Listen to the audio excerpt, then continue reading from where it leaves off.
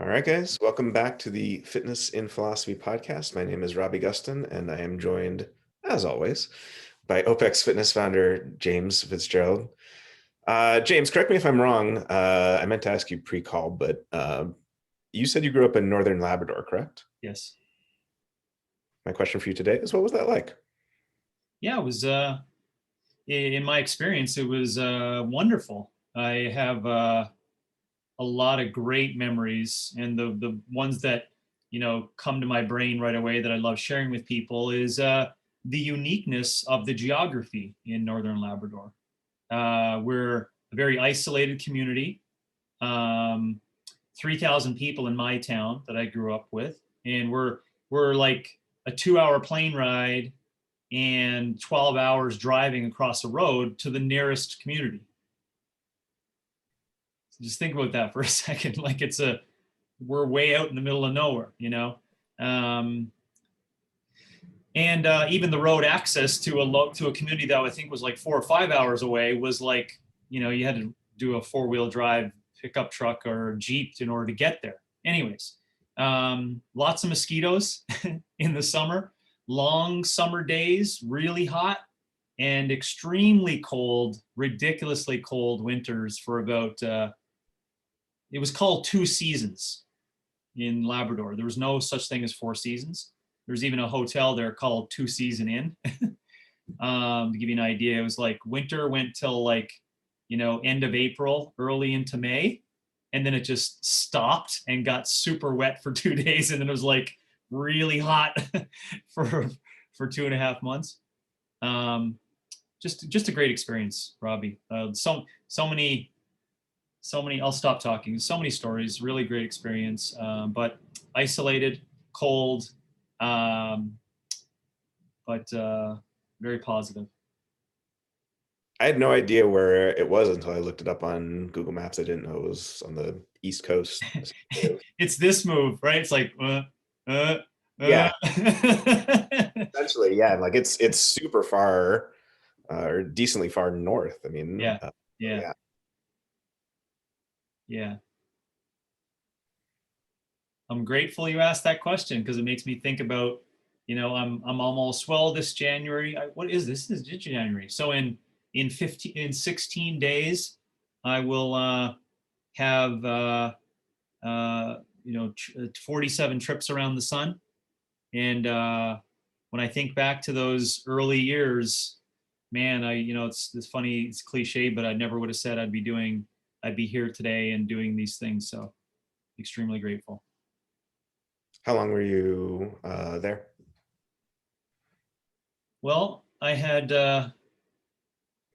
planned on leaving home for multiple different reasons, but I wanted to get out of there and wanted to leave home, and soccer was my opportunity for that. I had full um, plans of doing a summer with the summer games team, which is the Canadian development program, and we get together and do all these games inter-province does. And I wanted to go to Michigan for an NCAA uh, quote unquote walk on capability scholarship, meaning like you show up to camp and we will make our decision then, but it looks like based upon your data and what you've done and the teams you played for, there should be no problem. That was my intentions. And then in the summer, with a lead up tournament to the games, I got injured, and and so the story goes. And that led you into kind of the current route that you've been on. You betcha. Yeah, that was the pinnacle transformation moment for a lot of things. We'll have to do an episode at some point. Yeah, for sure. I've spoken about it at length in numerous different ways, but I I always enjoy speaking about it, not for my own for my own reasons, but it's a great review for me always because it slightly changes, as I get further and further away from it, right? For what I remember and what I picked up from it. But yeah, that was a great moment in my life, good change. And like you've said, in different episodes and like we're talking about today, like what you value in life starts to come into perspective and change. And Yeah. Which some of the words that we'll use here today, but sometimes when there's voids or there's periods of transformation and shifts, or when we'll talk about intrinsic and extrinsic values, some things that we don't see that are available to us, or they're lost all of a sudden, now they become valuable. Now they become valuable. So I lost my identity, at 18 years of age. I really thought I was like the athlete, the like popular kid, and that was like taken away. So what do I start to value after that? Anything that comes in front of me, right, that's going to help me build myself back up, which was physical fitness, hard work, trying to figure myself out, ask these existential questions, and that's what you get. yeah, and I mean, I have competing values as a talking topic today, but I didn't Yeah, put down this could easily be one. The idea of changing values, the idea yeah, that values change throughout one's life, for and sure. what's the ideology of that, and are some more important than others, and yeah, super Yeah, interesting. yeah. Well, gosh, that's another thing to add to the list, but that's a good one. But I will talk a little bit about the competing, and so maybe at that point in time, that'll just be my reminder to discuss, yeah, what happens when you change, or what leads to those changes, or etc. Yeah. Awesome. You ready to talk about some values? Yeah, man. You want to help us out in defining, creating some definitions, and start us off on that? Sure. So just to give people some context, James and I were just talking before the episode. This almost certainly will be a multi-episode endeavor, probably a couplet up front and then maybe some other stuff down the back line. But today we're going to start off talking about value, and we'll probably get to the notion of values. But I always like to start off by talking about the dictionary definition of the term we're discussing, just something for everyone to easily grasp onto, and then some philosophical considerations. So the dictionary definition of value actually ranges across a lot of different things. It can be the value of a variable or monetary value, but the two things that are going to be most important to us today are the notions of relative worth or utility, which we'll eventually identify with extrinsic worth or extrinsic value. It's to say that something has value is to say that it has worth or utility. It has some use, or it has some, to kind of get circular with it, value, some worth. When we say someone had nothing of value to say, we're saying what they said had no worth or utility. But then there's the other piece, something intrinsically valuable or desirable. And this is I'd say philosophically, probably most interesting one, the extent to which these things exist. And if they do, is there one? Are there many? But the idea that you would pursue something for its own sake. And just to take the most famous example from Aristotle and others, um, happiness, right? It's a category error. And here we're talking happiness in the philosopher's eudaimonia sense, which means something like ultimate satisfaction or purpose fulfillment in life, not like, money, cars, and, uh, whatever. So that's the type of happiness what we're talking about, not just pleasure, satisfaction. So it would be a category error to say, what are you pursuing happiness for? You're not pursuing happiness for anything. It's its own intrinsically worthwhile end. And in fact, when we this is one of Aristotle's points and others, when we talk about money, fame, or power, or why people pursue those, and they say, well, I want to be the most powerful person, the most famous person, or the most wealthy person, then we do that philosophical, well, why? Because money is just a means to an end. Fame is just a means to an end. Power is just a means to an end. So the very notion of extrinsic value in a lot of ways implicitly contains the notion that there's some point at which the chain ends, right? Like to say that there are things like money, power, fame, what have you, that exist, and that they are only valuable insofar as they lead to other things, implies that there is some other thing that is ultimately worthwhile. So So yeah, kind of jumped the gun there on the philosophical side of things with regard to the dictionary Oh, it's definition. good you explained that out because it made me recognize indirectly how I came to that over time. I didn't know that I went through it that order, but it was by asking questions over and over and over and over. Whenever someone would propose, let's just say it's not power, but let's just say it's X characteristic or something they wanted to go after, or a long and healthy life, blah blah blah. Then you could keep going after the whys and whys and whys, and then there does come to a stop. And that's how I came back to say, well, it's important to ask all those questions to someone, because otherwise you're not going to be able to get them to a realization of what truly is possibly an intrinsic value, right? Because you didn't take them through what you just said, a step-by-step process of all these things to go, wait now, right? Just to, to bring it forefront to what you just said. If I'm wealthy, that's not really valuable to me, right? They like, bing, they start to see that it's not that. So no, I appreciate the starting point on that for the definition, because it helped me see how I didn't have those technical things that you have knowledge of to see that's the step-by-step. It just kind of went through it. And then I reverse engineered back to say, let's come back here and say, how about we use, which we'll talk about today, how about we use something like autonomy as a starting point for the value, right? And as we know, which it's not uncommon, we've talked about this frequently, that's a really big stretch. It's like way, anyways. So thank you for that. That was good. Relative worth and utility. Relative worth and utility. That's also, I picked up on a very important word, because we spoke about earlier in the pre-call here, which if folks don't know, Robbie and I spend hours on pre-call just kind of setting this up to make sure it's all perfect. It's, what we talked about is that 19-year-old, right? I just, current social, political things today, right? Just imagine you're a 19-year-old, and only listening to CNN 2 days ago, okay? So, do you see how a 19-year-old and what they have to work with in their faculties, et cetera, how they're perceiving value from that? So it is, relative is very, very important, because you and I can't determine that for them, right? You and I may see, as an example, the value of that lady's life that was lost, right?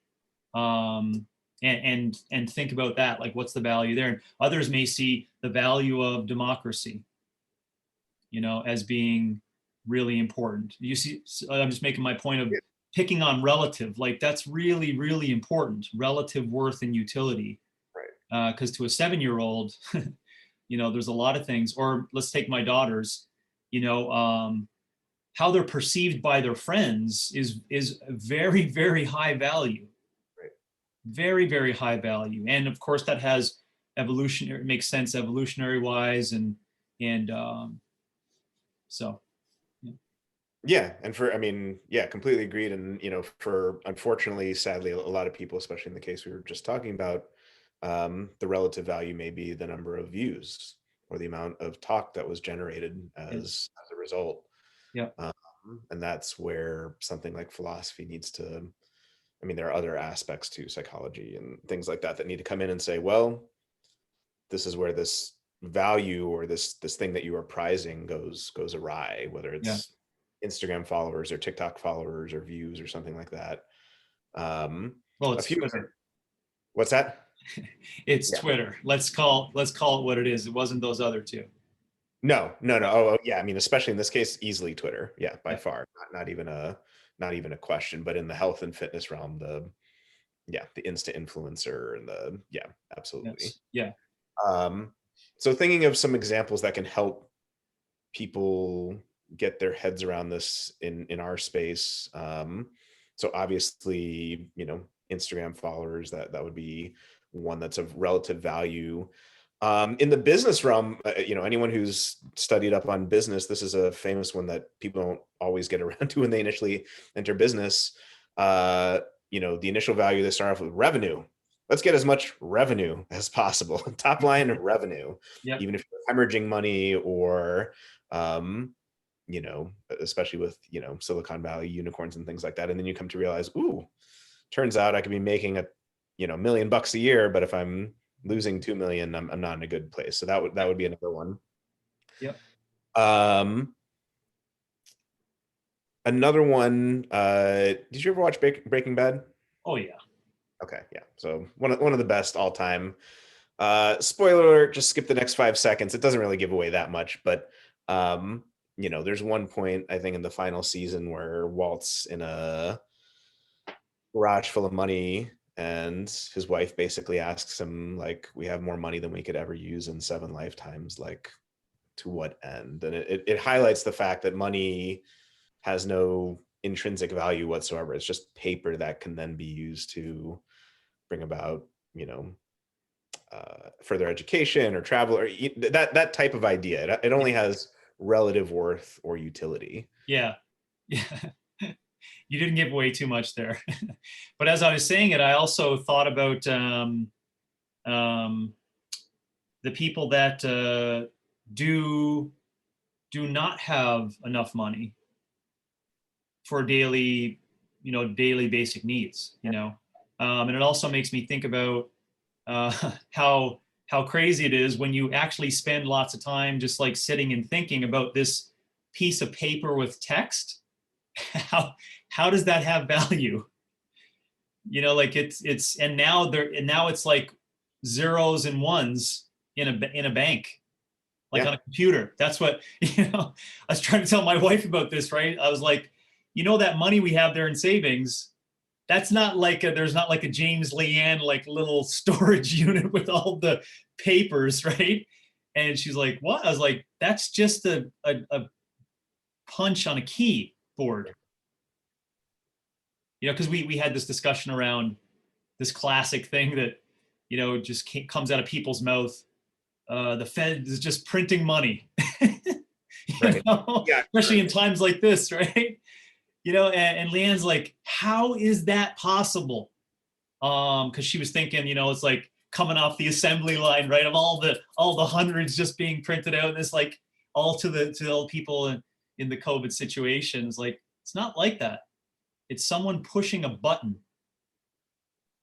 Bink, and numbers just, it's just, anyways, it makes you really think about just concept of, at what point did someone say, see this rock that looks somewhat golden in color? That has value. there's a, see, when we compare this to this rabbit fur, I mean, so anyways, I love that conversation on coming up with and determining the basic idea of that definition of value.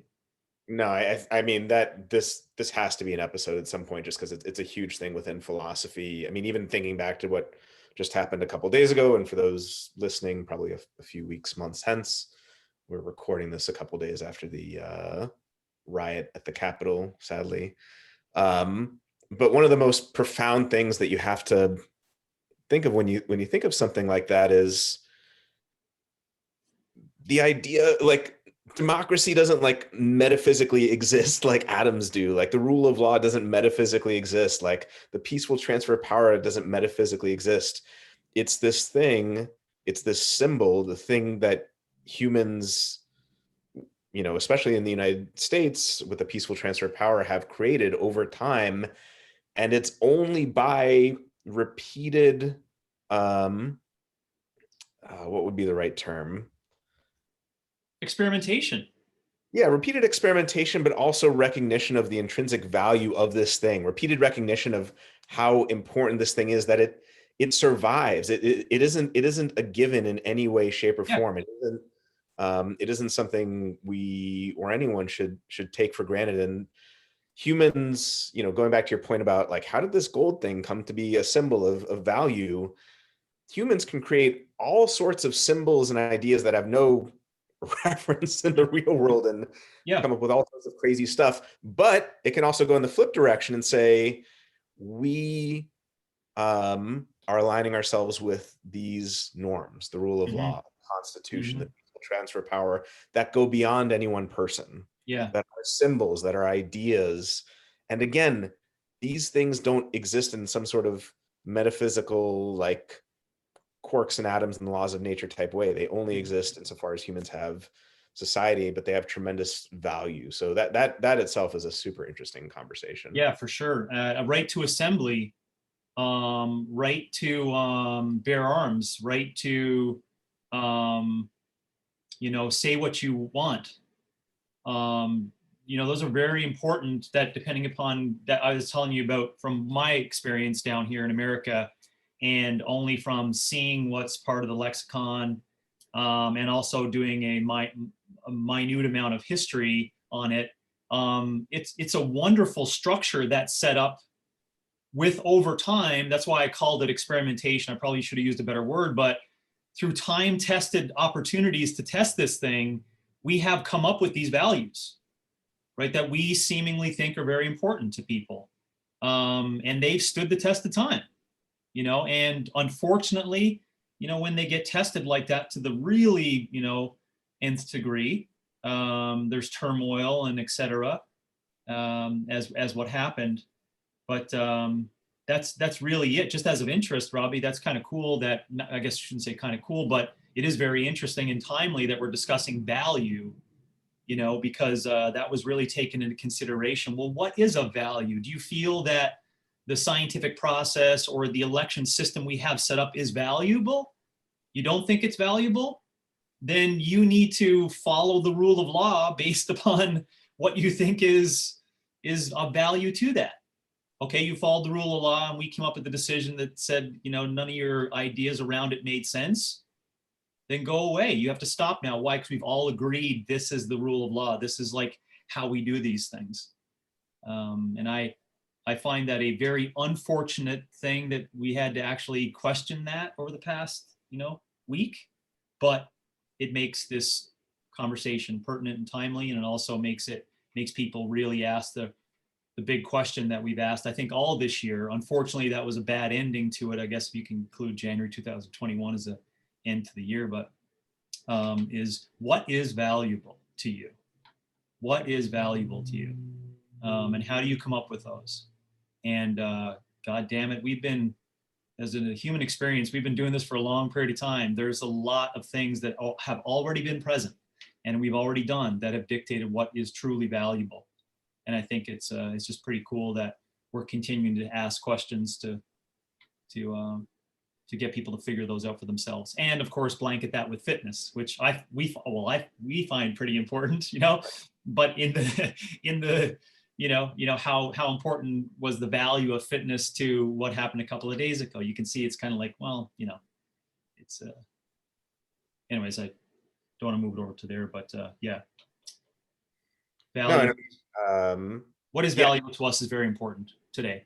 yeah, and I mean it's a really profound thing when you dig down deep. It's like the allegiance. Well, the allegiance among those who were rioting was very much to a person, but the allegiance to setting things right was this notion of a value or an idea that again isn't a person, isn't metaphysically like a thing, and it speaks to the power of ideas. It speaks to the power of values that can be used for profound bad, but can also be used for profound good. And I think your language of experimentation is useful because it was only through religious wars and that Europe experienced. I mean, all these different things of the human experience that we came to be like, hey, you know what? Different people have different conceptions of the good. We're all gonna have to live together. How are we gonna do this? You know what I mean? Like, so it And was through that kind of battle tested like experience that we came up with. You know what? We should have these laws. And it's not just might makes right, and it's not you just get to punch someone in the face and take over. So exactly. And I think that since 2000, since the early 2000s, I think that's this, we're very fortunate, but to be a part of this whole existence at this period of time, because in 1965 to 70, TV was that method of interference of like, what's an ideology? What's a story? What do you need to listen to? What is valuable to you? And then there was paper and journalism, and we'll talk about that, opinions versus, what would be facts in it. And we had those, but today there's like 60 different sources that you alone have to figure out for yourself as to what is deemed valuable. Because unfortunately, the rules that of law and the thing that we all agree upon, some people think that is up for argument. It's up for argument on our day-to-day practices. But why do they think that way? Why do they think that way? Because they're being told this particular story that the whole system wants them to feed into. We're at an interesting time for that. Yeah, Gosh. and I hope it swings back, but yeah, essentially over the past 30 to 40 years, to take the newspaper analogy where you had, news and then op-ed and editorials and things like that, this firm and clear distinction between what had happened, Yeah, and what were the thoughts about what had happened. yes. Free With press. with cable news and various other things, that distinction came to be more and more blurred, and to the point now where everyone's kind of in their own epistemic bubble. So hopefully, I was reading an article earlier this morning. I've been, for better or worse, glued to the news the past couple of days. This guy was basically saying the interesting question here is what just happened, the epilogue or the prologue? Was this the epilogue of things descending, or was this the prologue? So I hope it's the prologue to Value determination. That's what I hope it is. yeah, value determination, and a going back to a stronger distinction between facts and values, which we'll talk about, and just being able to, the notion of being able to entertain an idea without agreeing with it or disagreeing with it, very foreign to a lot of people today. So. Yeah, I would hope so. I'm a little bit more pessimistic on it, but I would hope so. The reason why is just to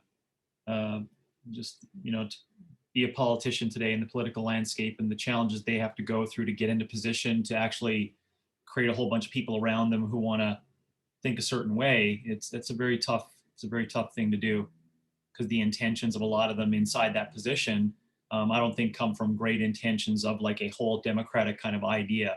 So hopefully this value determination comes up when people lose their lives and they see that democracy gets seriously threatened, of these institutions of liberty that we've kind of created for that. And then when they're like, wow, let's really back up and go, how do we get to this point? How did we allow that to occur? How do we create some form of opportunity for conversation around regulation of those thoughts and who can say what? And because that's where you're going to have to get into. You're going to have to get into that uncomfortable area of like this balance between freedom of speech and what is speech, because speech and how it's like what's called a platform versus what is journalism versus, Facebook being regarded as, it's like, well, hey, listen, we're just a place for people to hang out. But really it's a medium for propaganda of really bad ideas, that, can work a whole system around. So, sorry, that's, you're seeing my own personal biases of my pessimism towards that change happening. I don't know how that occurs. Unless you go back to paper and no TV. Maybe. Yeah, I don't know. I mean, it's sad that it took what it took to get a large swath of the country to, to have our have you no shame moment, because it seems like there've been quite a few of those over the past 4 years. But again, I feel as though the lone sliver of optimism I have is, again, this notion of like, what made it so that people decided to go with the rule of law? Do you know what I mean? Like, you very easily could have gone the other direction. They could have been like, nope, we're going to let this slow slide into, demagoguery and autocracy and things like that. So I ideals have been beaten and battered in a lot of different ways, but they've made a comeback. Yeah. Maybe not a permanent one, but we'll see. Yeah, we'll see. Anyway, we were talking about whether we were going to talk about this on this episode. Well, Yeah, well, I mean, relevant. you It's got relevant. to, you got to. We all are asking over this past year, what is what is value, and when something hits you hard, um, it's our responsibility, Robbie, to just discuss it so that people can see that the questioning of value is inside of all that. Yeah. It is. Yeah. And it's not just ivory tower stuff. I mean, the philosophical discussions are important and interesting, but they ultimately do bear on life Yeah. and how one leads life. So, Yeah. Yeah. Okay, so let's talk about a few philosophical considerations before we get to the fitness and value conversation. So, the first one is this notion of value theory. I like the way it was broken down in the Stanford Encyclopedia article. I've mentioned this on previous episodes, but for those who may be first-time listeners, Stanford Encyclopedia of Philosophy, great free resource online. Just search value theory, and you'll get a very good article on it and lots of other things. So there's a broad sense of value theory and a narrow sense of value theory. So the broad sense of value theory refers to all branches of moral, social, and political philosophy and aesthetics. So in moral philosophy, we talk about things being good or bad or right or wrong, certain actions being right or wrong on an individual level. There are other value terms in social and political philosophy, but two that many people will be familiar with is the idea of something being just or unjust. That's not the same as it being right or wrong or good or bad or beautiful or ugly. That's its own, it's related, but it's different. Mm-hmm. And then aesthetics, in the fitness realm, we're used to this term being used for like six-pack abs and, in a great in-body scan. But in philosophy, and the two are related, but in philosophy, this refers to philosophical considerations around art and music and beauty, things like that. So in aesthetics, of course, we make value judgments like something is beautiful or ugly, which again is not coextensive with it being right or wrong or just or unjust. So again, the notion is we are throwing or imposing values upon things in the world. And then the more narrow sense of value theory is what's sometimes referred to as axiology, where the central question is, what things are good and how good are they? The manila envelope that's right next to me right now, like, does that even admit of being good? Probably not. I mean, we could say it's good relative to the purpose of being sent through UPS or something like that, but not the whole reason we have value theory in the first place is not everything admits of being good or bad, right or wrong, just or unjust, beautiful or ugly. So it's an interesting philosophical question in and of itself. Which things do we even attach values to or not? And then one of the most important questions from axiology that will be particularly relevant, I think, today for our fitness discussion, are objects of value subjective psychological states or objective states of the world? So in other words, when we are seeking money or fame or power or Instagram followers or an 800-pound deadlift or whatever it is, does the value come from the thing that we are seeking out in the world, or is it the pleasure or whatever mental state that is thereby derived as a result? And whatever answer you give to that question is going to have profound philosophical implications upon how we think about what's worth pursuing and what's not. Yeah, and again, it's relative to the person we're discussing too. I think taking into consideration where they are in life. And I will add to this, Robbie, on what I said I wanted to discuss of how we changed our language from using values in fitness coaching. I think it would fall under this axiology or a narrow sense component of it, of saying to a particular person, how are we going to determine what you find valuable for you? And so we had a framework that we used from John DeMartini's process called value determination process. And you could read a book that he had written on this particular process, which it goes into much more detail in terms of, moving against what I'll say was some of my issues. So it's far more extensive. It's called Values Factor. I think that's what the book is called. And we changed up the language from values to people into priorities. And maybe I think down the line when we talk about facts and values, because that's where some things will come into in terms of religious connotation with value. So we'll go there, but we changed that up because people immediately thought about, what that embedded value was as a language in society from where they currently were. And some of the struggles that I had when we put it into, whether you call it, what are your values? What do you find valuable? And how can I set fitness up to help support your values? I would fall into some problems where the person who is mentioning through question and answers how they come up with their values in this determination process doesn't have really high understanding, nor do they have a life experience, nor do they have a high awareness, nor do they possibly have the cognitive repertoires necessary to what I'm asking about them trying to come up with this question of like, what do you feel is your most important things for you that you find of value, or that are your values? And, and this is the question that I have for you, and maybe this is where we talk about Aristotle's components of that, or how he lends what are fleeting and what lasts forever, and what are, how can we determine good values, is that they would think that, popularity was their, so you asked the question, what things are good and how good are they? They really did believe that their unending improvement in their followers on Instagram was their highest value. That's like what that's their everyday. Like that's what they wake.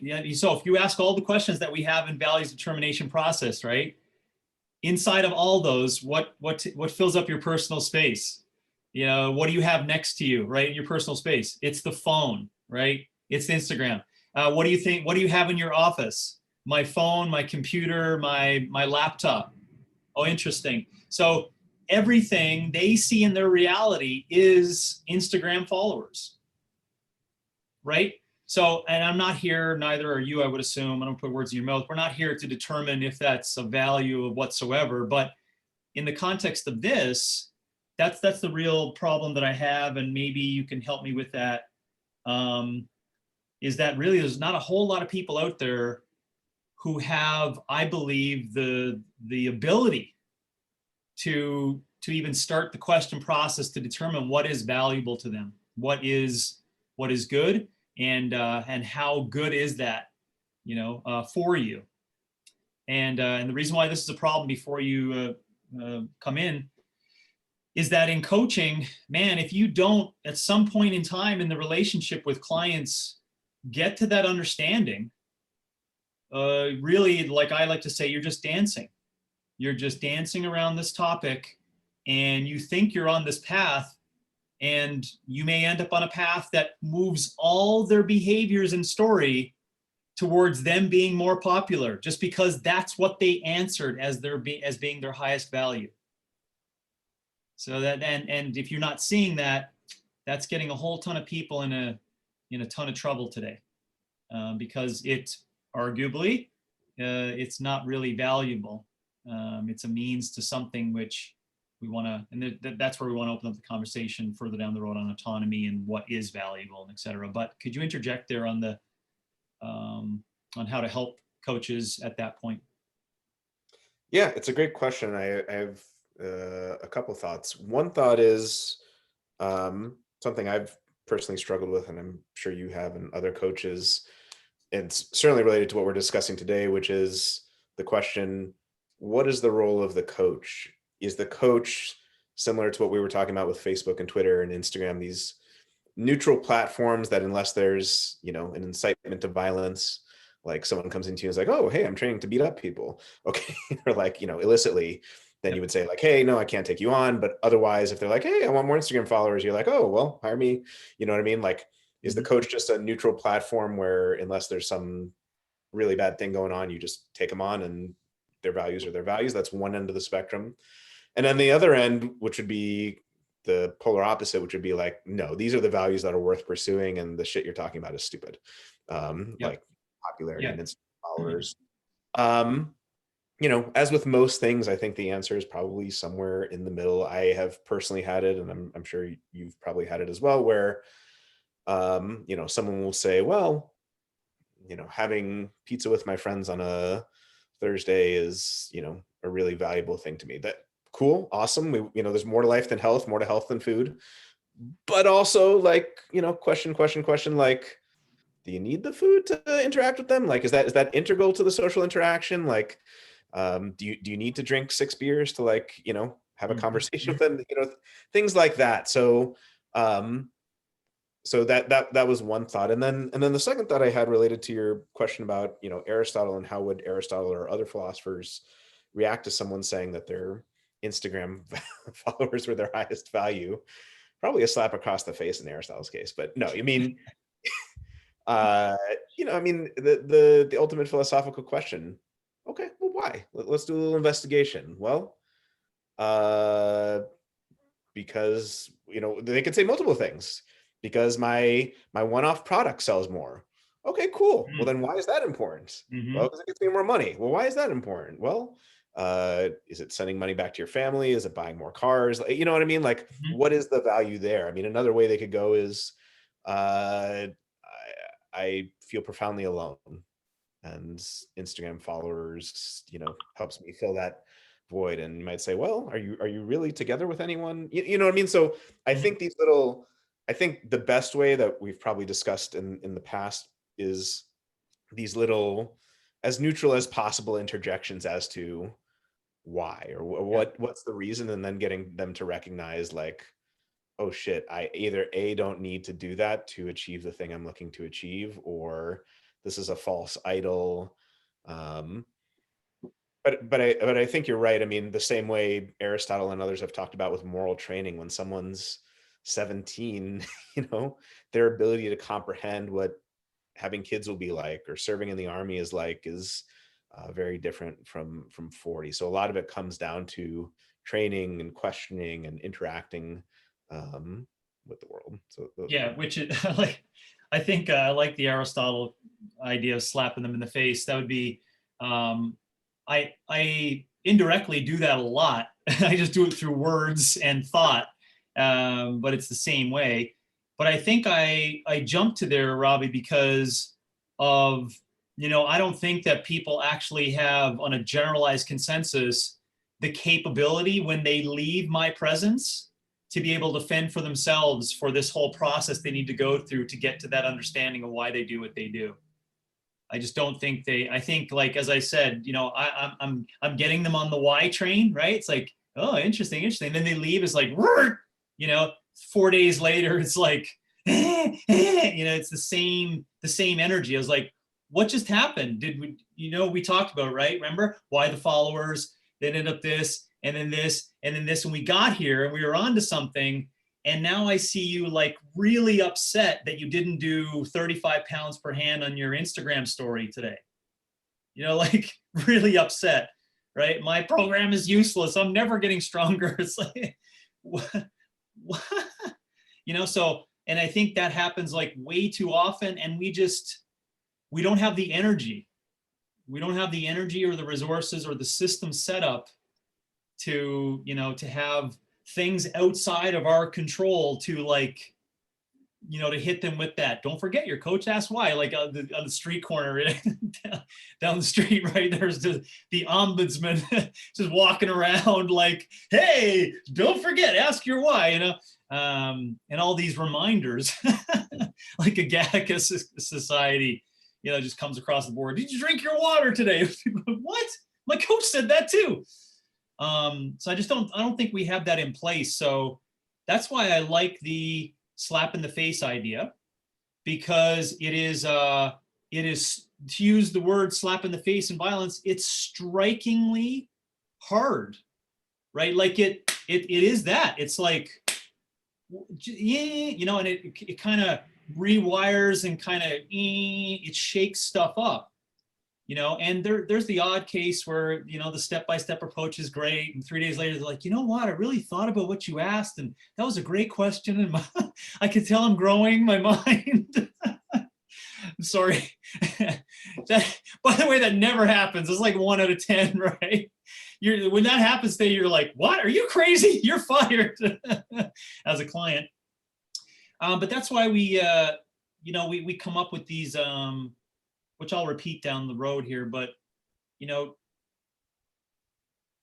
trying to come up with what the coach and the client agree is valuable.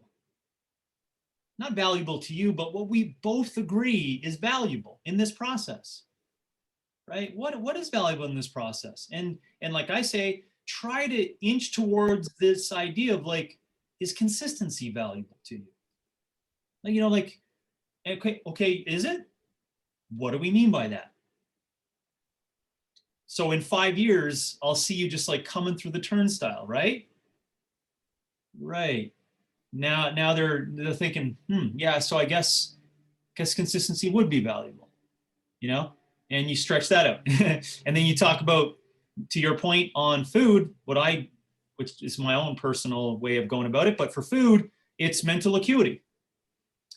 So I say, well, out of the awaken hours during the week, how many of those hours do you want to feel like a piece of shit and pull your belt open and not be able to think and not be able to run around? And then it's like, that's your decision. So if you want to do that on Thursday night and Saturday morning and Sunday afternoon and Tuesday at lunch, and then that's, let's put it together, that's 18 hours where you're like, oh, I'm making bad decisions. I can't do work. I can't exercise. Can't be with my loved one. Can't be intimate. That's what you choose, right? So your time could be of value for high. So that's what we talk about mental acuity. And as I say, of course, lastly, so we talk about live a larger life and being physically active forever. Do you think that's valuable, right? And then it's really hard, like the rules of law and democracy, it's really hard to look at those on the board and go, yeah, that's stupid. A piece of shit. We need to change those. We need to change those values, right? Exercising every day, Yeah, that was helpful though, for your points you made. That was helpful because that does help me, and also coaches, think about the values determination process. And when a client comes in front of you and you're like, you're crazy, you're basically saying that you want to be a drunkard, right? Gluttonous and a drunkard. And I can't stand for that. So what's the rule of law, right? What's the rule of law for us to get behind some form of what is valuable in this process? Because if it's just like left open, is like, well, that's what you determine to be valuable, then you honestly as a coach have to push everything towards that. You got to exercise so that you can burn off the alcoholic calories. That's reality for a ton of people, right? So if you don't pick on that, like to your point, Aristotle's framework of that, let's keep asking the whys based upon that. You won't get at the bottom. That's like, you know what? My day needs a new setup, just on the alcoholic point for people in the evening time, right? My day needs a new setup. I'm way too stressed at the end of the day, and no one ever gave me an alternative to calm down. No one ever offered me that. Alcohol was always the alternative for it. To my point of the people that end up drinking a bottle of wine or half bottle of wine every night at supper, and they're just like, oh, it's just what we do. We're cosmopolitan. It's like, no, you're a drunk. Yeah. You are an alcoholic. And you don't go to that point with a ton of people. I have, but not to a ton of people. Instead, it's like, what are we getting from that? And it's a wind down. So it's like, you know what? Marvin Gaye and taking up dancing can help you wind down. I've never given that as a recommendation, by the way, but it's quite possible, you know, like dancing with your loved one and getting intimate after supper with Marvin Gaye on. Man, you want to calm down and get real?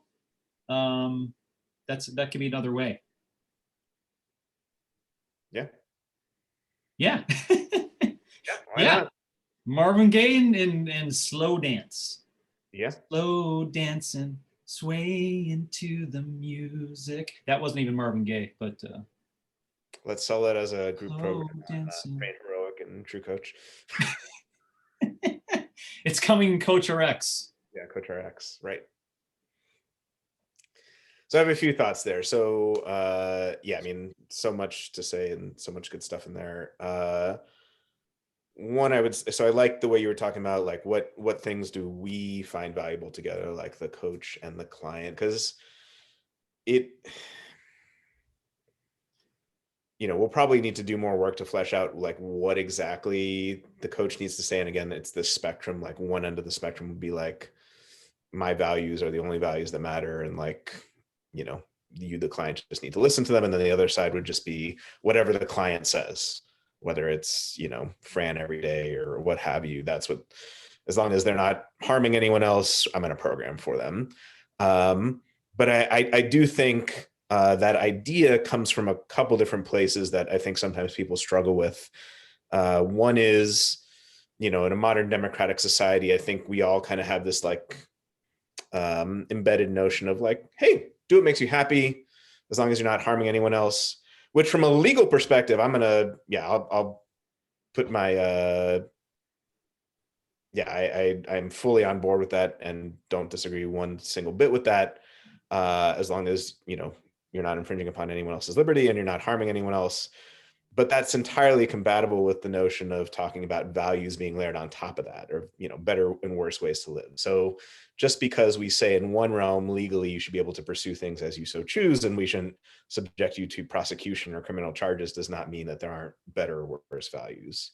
I think another place that comes from the hesitancy on our own part and also coach's part just generally is, you know, we know as a practical matter, people don't do very well with being told what to do. Yeah. Right. Yeah. So like, you know, if you tell them, hey, this is really stupid, Yeah. they're going to be like, okay, screw you, I'm going to go do something else. So Yeah.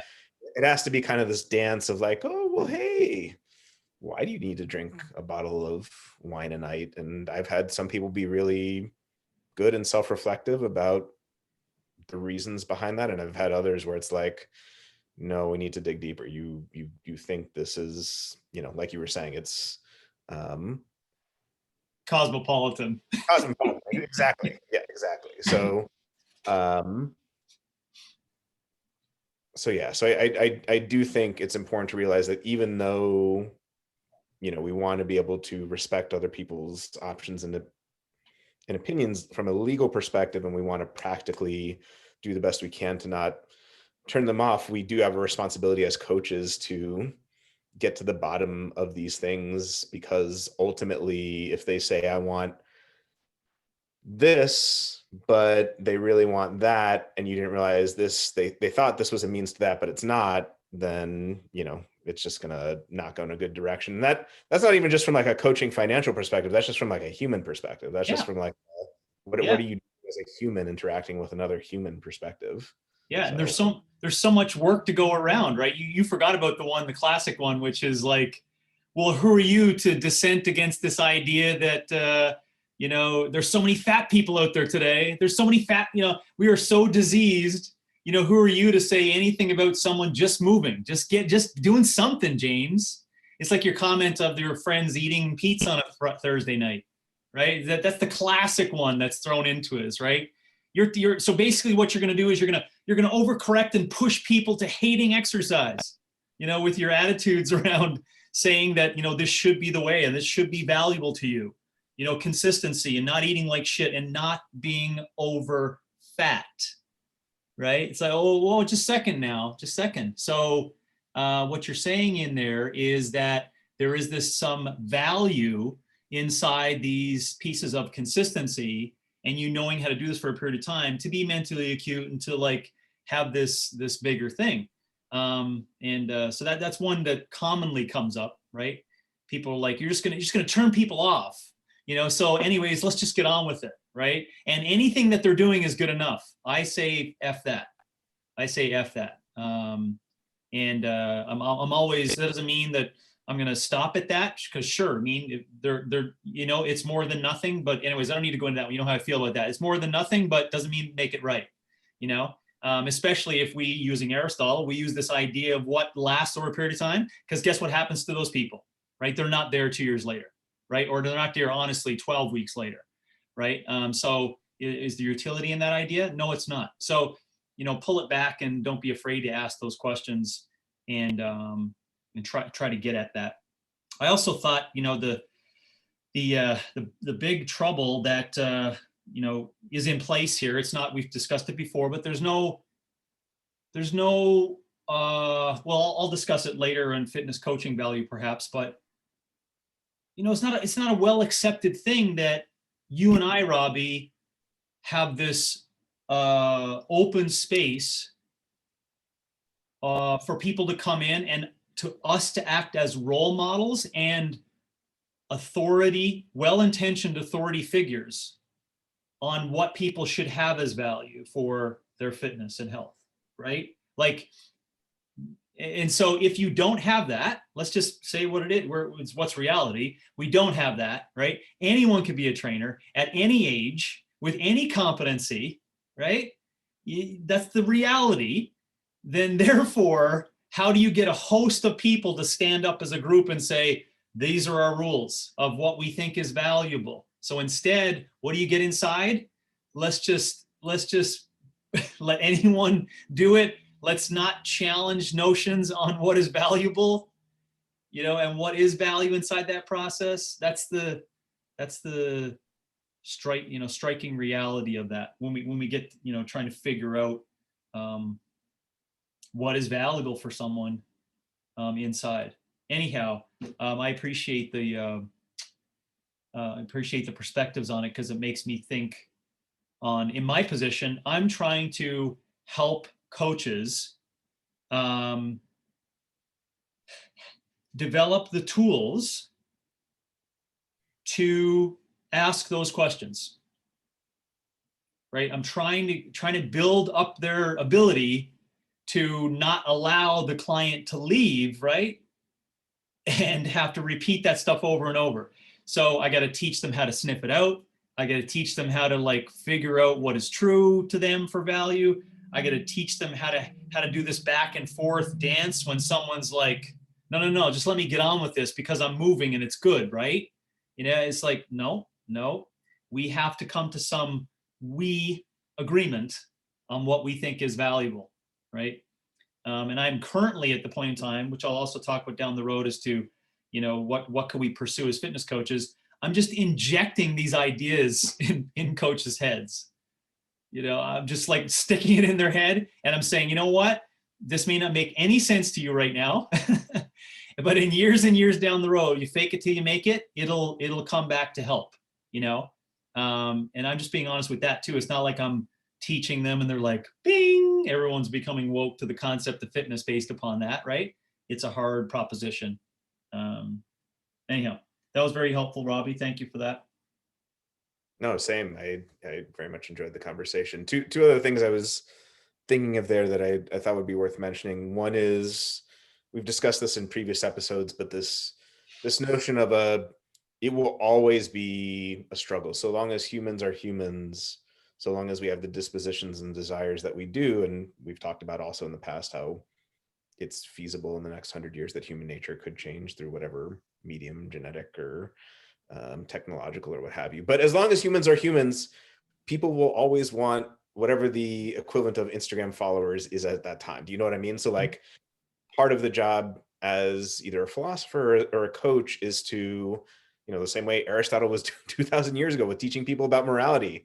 People 2000 years ago wanted money, power, fame, all the rest of these things. They had the same temptations. So these temptations will always exist, and it's part of the role as a coach or philosopher to try to help others navigate these values and find out what's truly meaningful, not just the surface level stuff, distinguish between appearance and reality.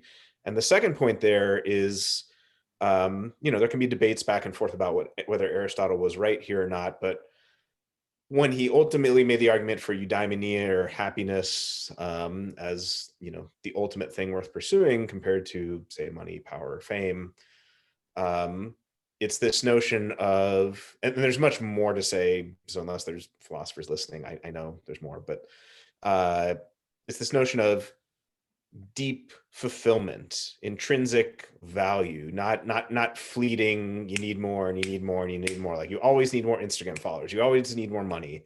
You always need more power. You always need more fame. But there's something about those things, whether it's autonomy, truth, or virtue, or happiness, that when you have them, they are ends in themselves. They are intrinsically fulfilling. They don't, just like with addictive food, they don't further deplete you and make you want to pursue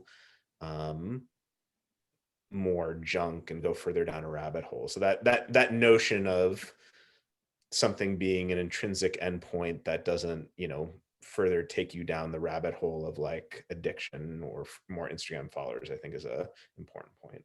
Yes, agreed. Is it possible that that search for money, fame, power,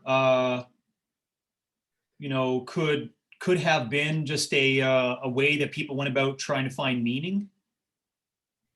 It could be. And I mean, I personally find that interesting. I mean, we act as if, and I'll throw myself in there just a few minutes ago. We act as if this has been all time, but of course, culture and, civilization and the written word and all that stuff, that's 10,000 years old roughly, but there's a long period of history before that. We don't have recorded history of what humans were like back then. Mm-hmm. Were they as money hungry, power hungry, fame hungry? Was it just a product of, as Jared Diamond and others have argued, civilization corrupting? I'm not sure.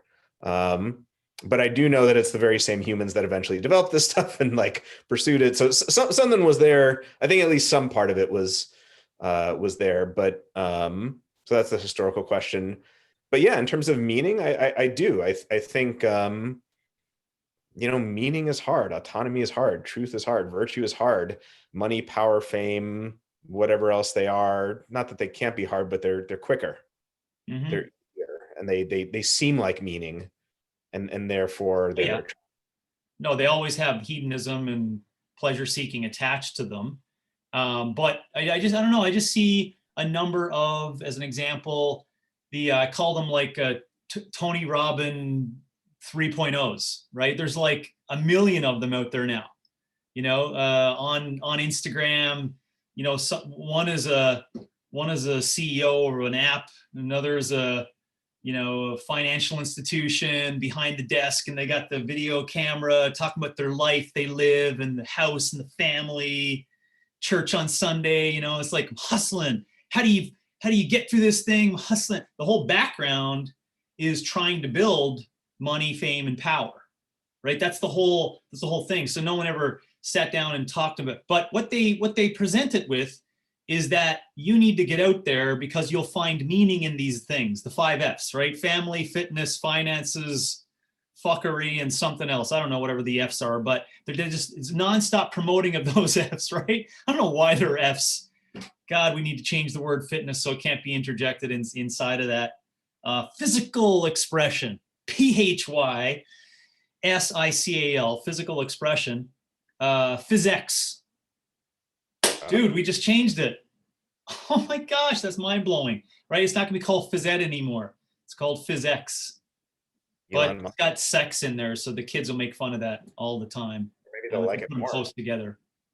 Unless it has a big E, right? And then you can't kind of differentiate. Anyways, I just see a lot of that today, and that's why I asked the question whenever there was an Instagram, because I slightly disagree with your point on like what's available to the current time for people going after these things. But then as you laid it, it was like, yeah, that was always there. It was just in a different way of going about doing it.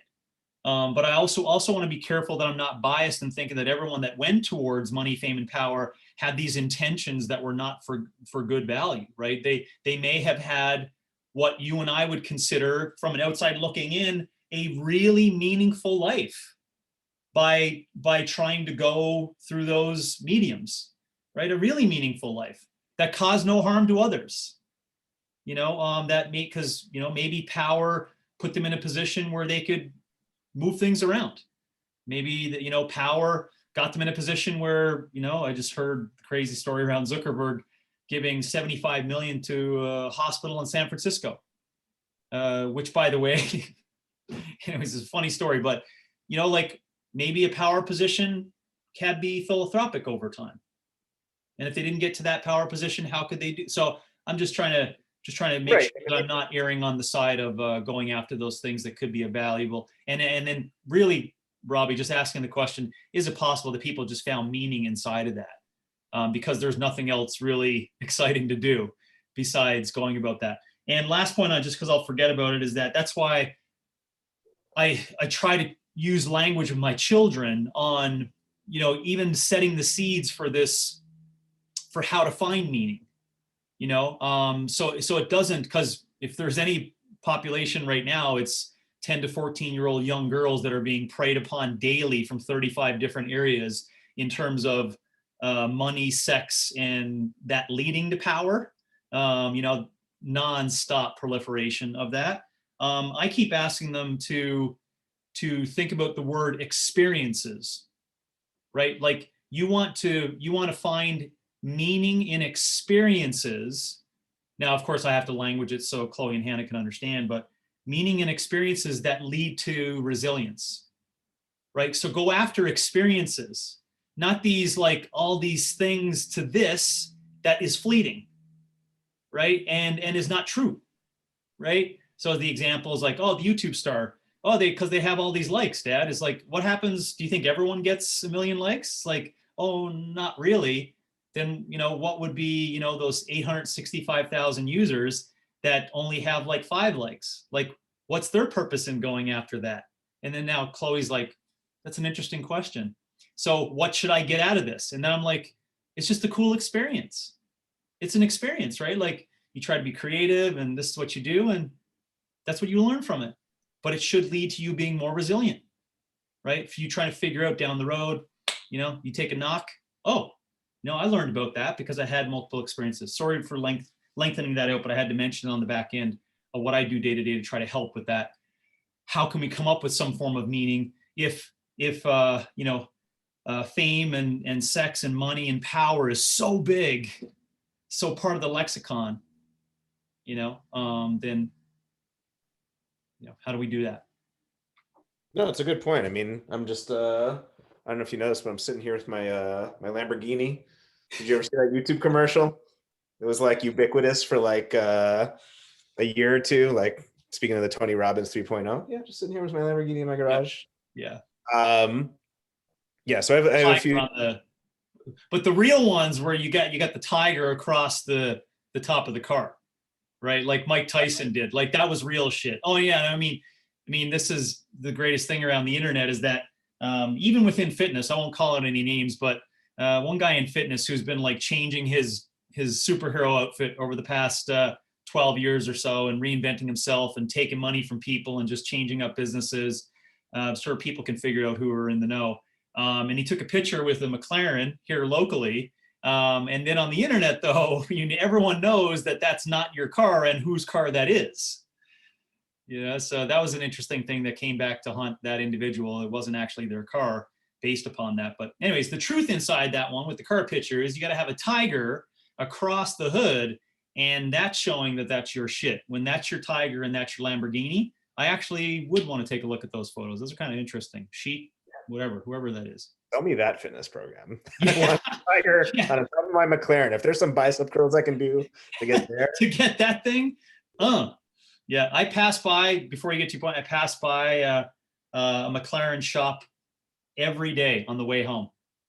Really? Every day. I see 5 or 6 of those multicolored versions. And the odd time, if I'm lucky enough, every couple of weeks, one of them gets taken out for a spin right at the time I'm on my way home. So I get to see that car enter the freeway. Next level. Oh, I'm sure it's next crazy. level. It's beautiful. Oh, there's something else. Yeah.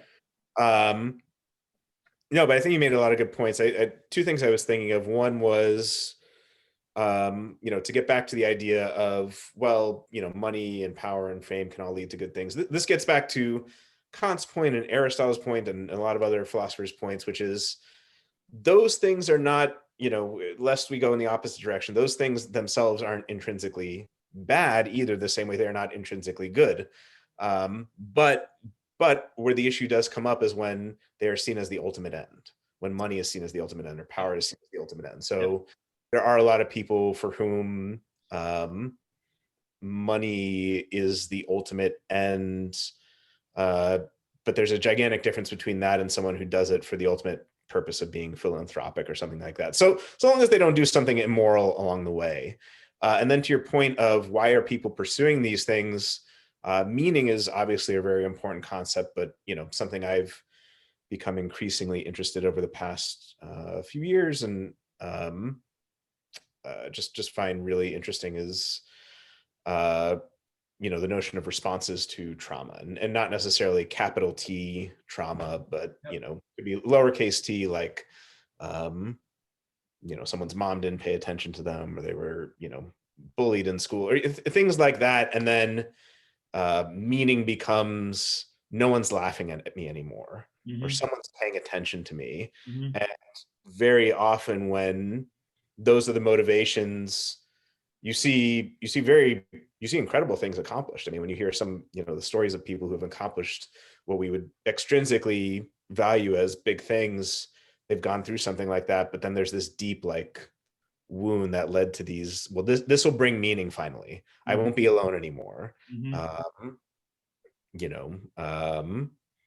Things like that. I forget the name of did you read about the Zappos founder? No.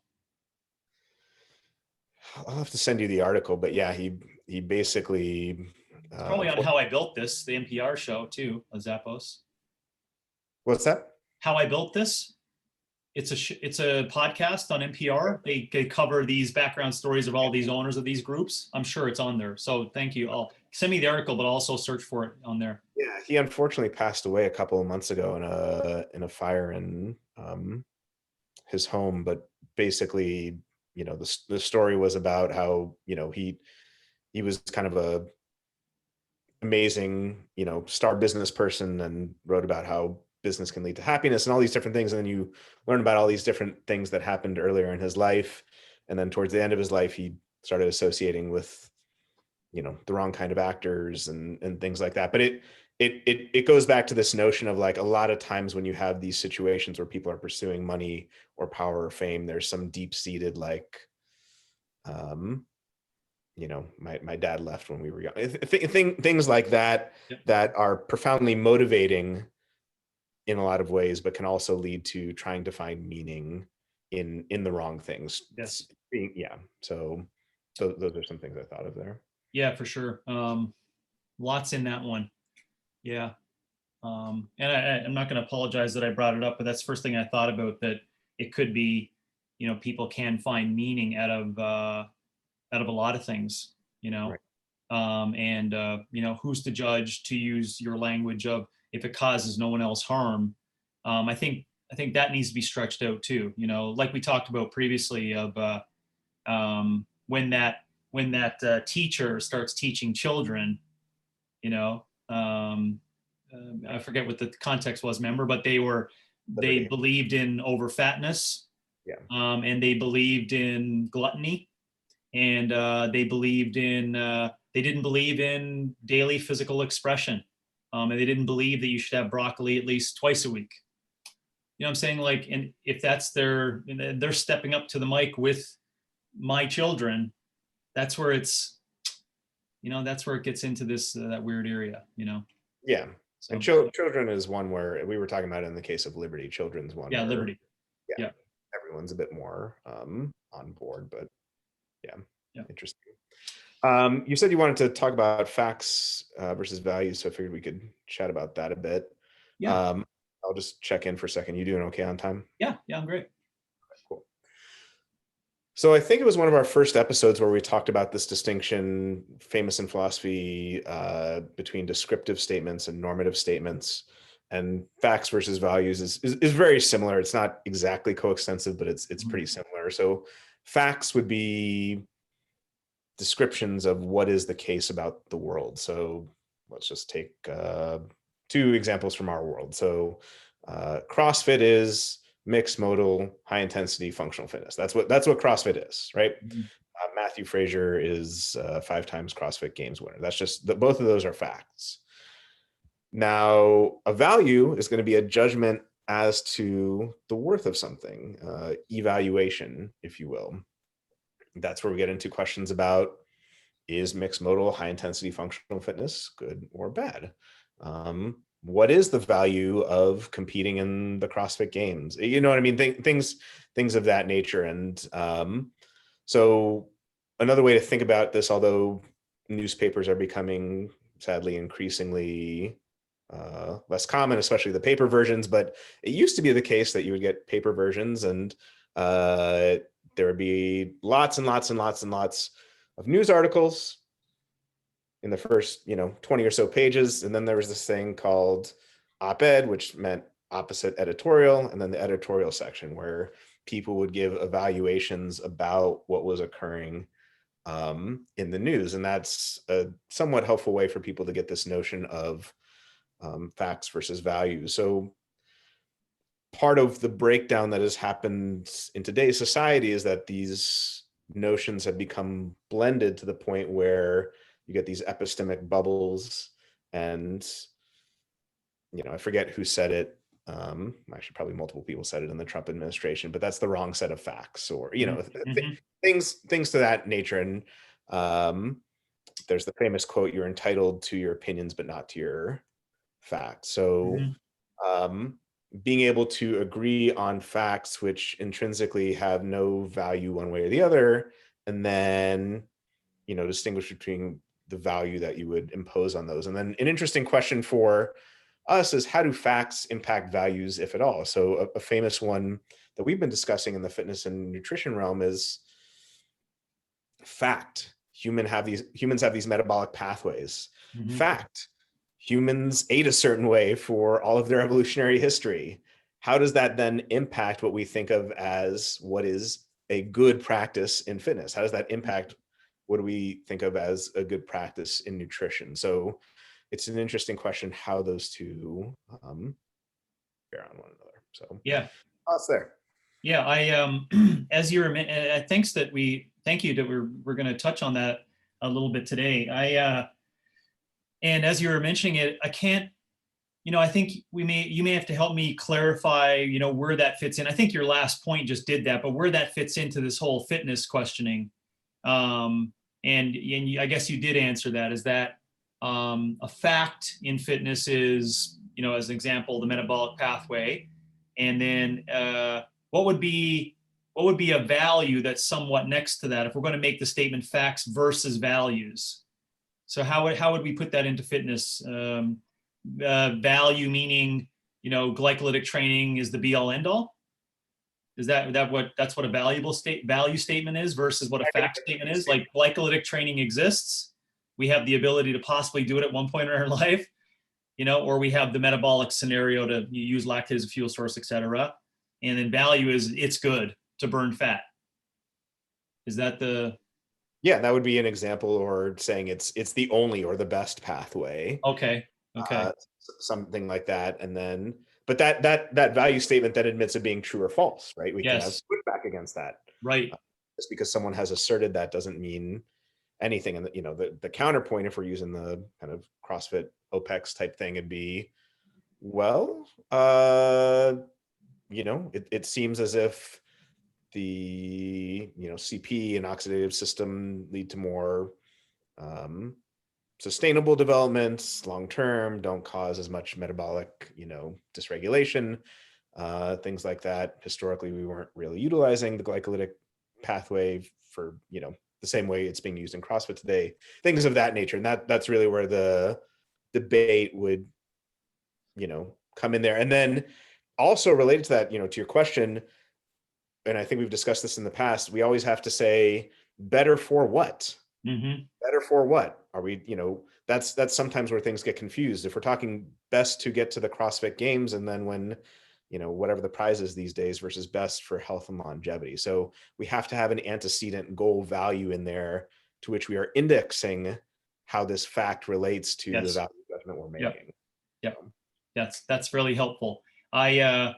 And as we mentioned on the lengthy pre-call that we had, over the past decade or so, I've been spending a lot of time here in the context of morality, and the determination of morality and where that comes from. And with your help in this practice, but also previous, up to previous times, up to our relationship, the truth, or sorry, I shouldn't say the truth, the facts versus values component of how we develop morality as humans has been I just wanted to make mention, has been a very interesting journey for me to kind of learn about and figure how we came into determining as a human race what is good amongst all of us and how do we agree upon that and where did that come from, and did Homo sapiens wait for some books to be written on what we think should be the way that we go about determining right or wrong, or have we done that from way back in time just because we recognized through experience that tribalism and communities and working together leads to possible sexual reproduction and correct mating practices and little groups and nurturing and self-care and whatever. It's like this, you should get along, because if you don't, that fucking guy is gonna punch you in the face. Oh, that's one rule. Okay. And then you just figure it out over time, and then how, did it just come to be? That's the written word. And then how it's spliced off into multiple different versions of what that morality comes from. So I just wanted to make mention of that if anyone wants to just use that as a baseline, a framework, and then put morality inside of that. It's a lengthy, but it's a great journey. So I just wanted to make mention of something that I've been on for a good period of time. Oh yeah, I mean, it's a super interesting discussion of, was morality initially just purely of instrumental value to keep groups together, and then how do we get to these notions of intrinsic value? You don't do it because like it's going to keep the group together, because it makes society better, but because it's the right thing to do. Yes. You know what I mean? Like how do we get to Yeah. how do we get to those notions? So, and the other interesting thing is facts are about what is. Yeah. Values are typically, it's not always what should be, but in the morality case, it usually is about what should be. So it's almost a contrary to fact thing. So like you're experiencing this thing, like other people are killing each other, and you're saying, no, that should not be the case. So you get this weird or interesting layer upon reality of like, here's what I'm viewing, but that should not be the case. And like, where does that come from? Is it just group thing? Yeah. So it's a very interesting discussion. The other thing I think it is, and more so for today, right? It is more so for today. I would interject personally saying I think it's a very important thing for people to be learning about as a young age. And if you're not, you probably want to just have a non-biased approach to digging in more on that, because I think it leads to a better understanding of a framework as to how you, not you alone, but how you and your family and your community are going to make decisions, really important decisions. And that, at least one time, a more non-secular version of it in larger percentages in society, they had that structure, whether you agreed or not, there was some like structure to it. And now that structure, let's call it the Judeo-Christian framework of structure for that is being questioned a lot, right? It's got nothing to do with it being right or wrong, but it's being questioned. So it is hard today. You got to come up with, you got a lot of impeding things, right? So I would say it's important for people to keep doing that, especially if, give you some example, you're not a parent yet and you want to be a parent. You're a young professional in fitness coaching in terms of interactions with people on their determining of their values and et cetera. If you're an older, individual like myself, or I should say older than everyone else who's 46 years of age and younger, at this point in your life, whether you like it or not, you will start asking about those things because you're looking around and you're more awake and you just want to know, like, oh, I'm curious as to why we're doing all this, because I know whether what I believe or not, I got this finite material time, and I want to like come to some kind of realization of some of those questions that I've been asking, you know. And I think that'll help you go there if you spend some time in that area.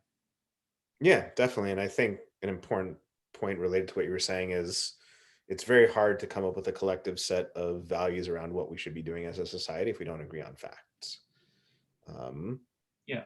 because while facts don't uniquely determine what values we should adopt, they are, again, there's this spectrum. The one end of the spectrum that's completely wrong is the idea that facts uniquely determine values. False.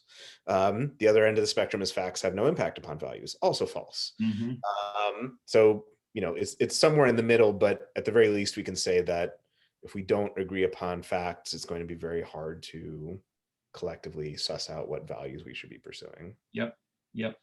I could, and if anyone's interested in, I'm sorry, I'll probably send you down a wormhole.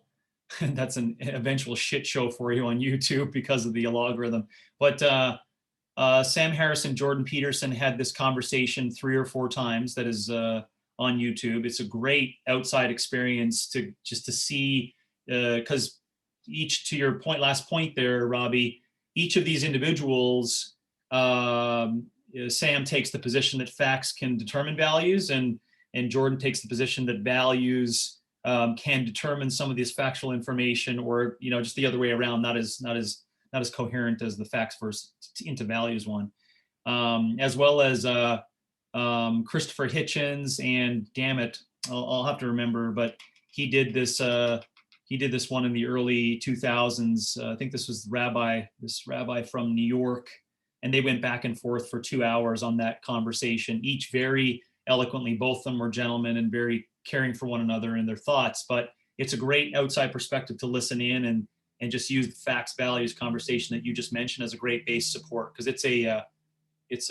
just find it super exciting to kind of think about those things, because and every time, to keep going with that, every time I get into those conversations or think about that myself, I come out a better person on the other end. They're just being short with what happens there, just because I keep recognizing, the gratitude for having the ability to ask those tough questions and to try to figure out, why I'm doing what I'm doing. So it generally will end up in a good place.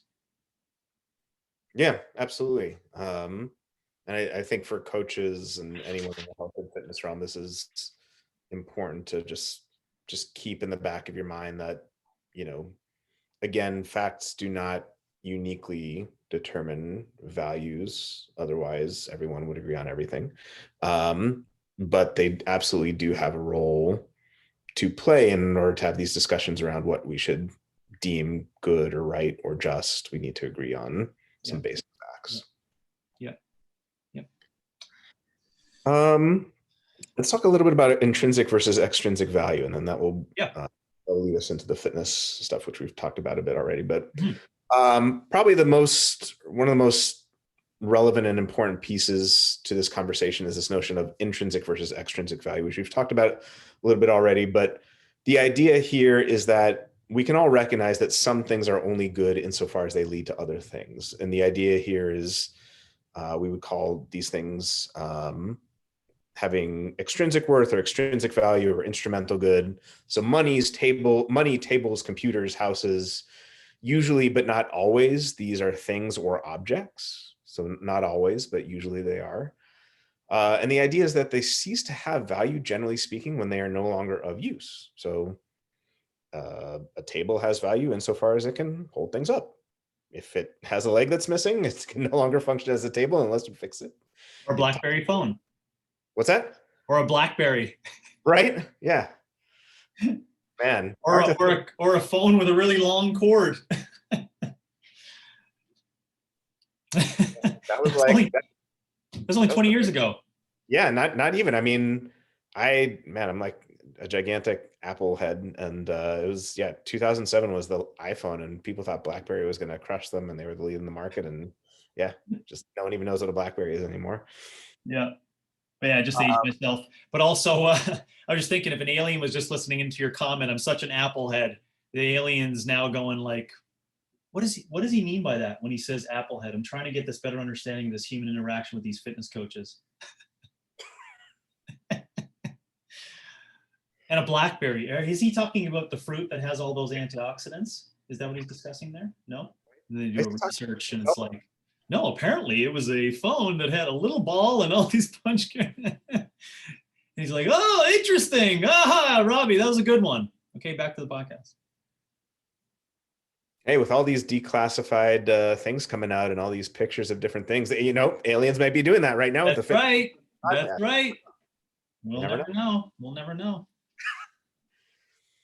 But the idea here is, look, if we grant that certain things only have value insofar as they lead to other things, that presumably analytically contains within it the notion that there is some other final thing to which, has ultimate value. Now, there are some people who would argue, well, it just ultimately goes in a circle and everything just leads to everything else, but that kind of has a number of objections to it. But the far more prominent view is that there's some final end at which things aim. So the contrast to extrinsic value that only comes from going to things outside of itself, is intrinsic value.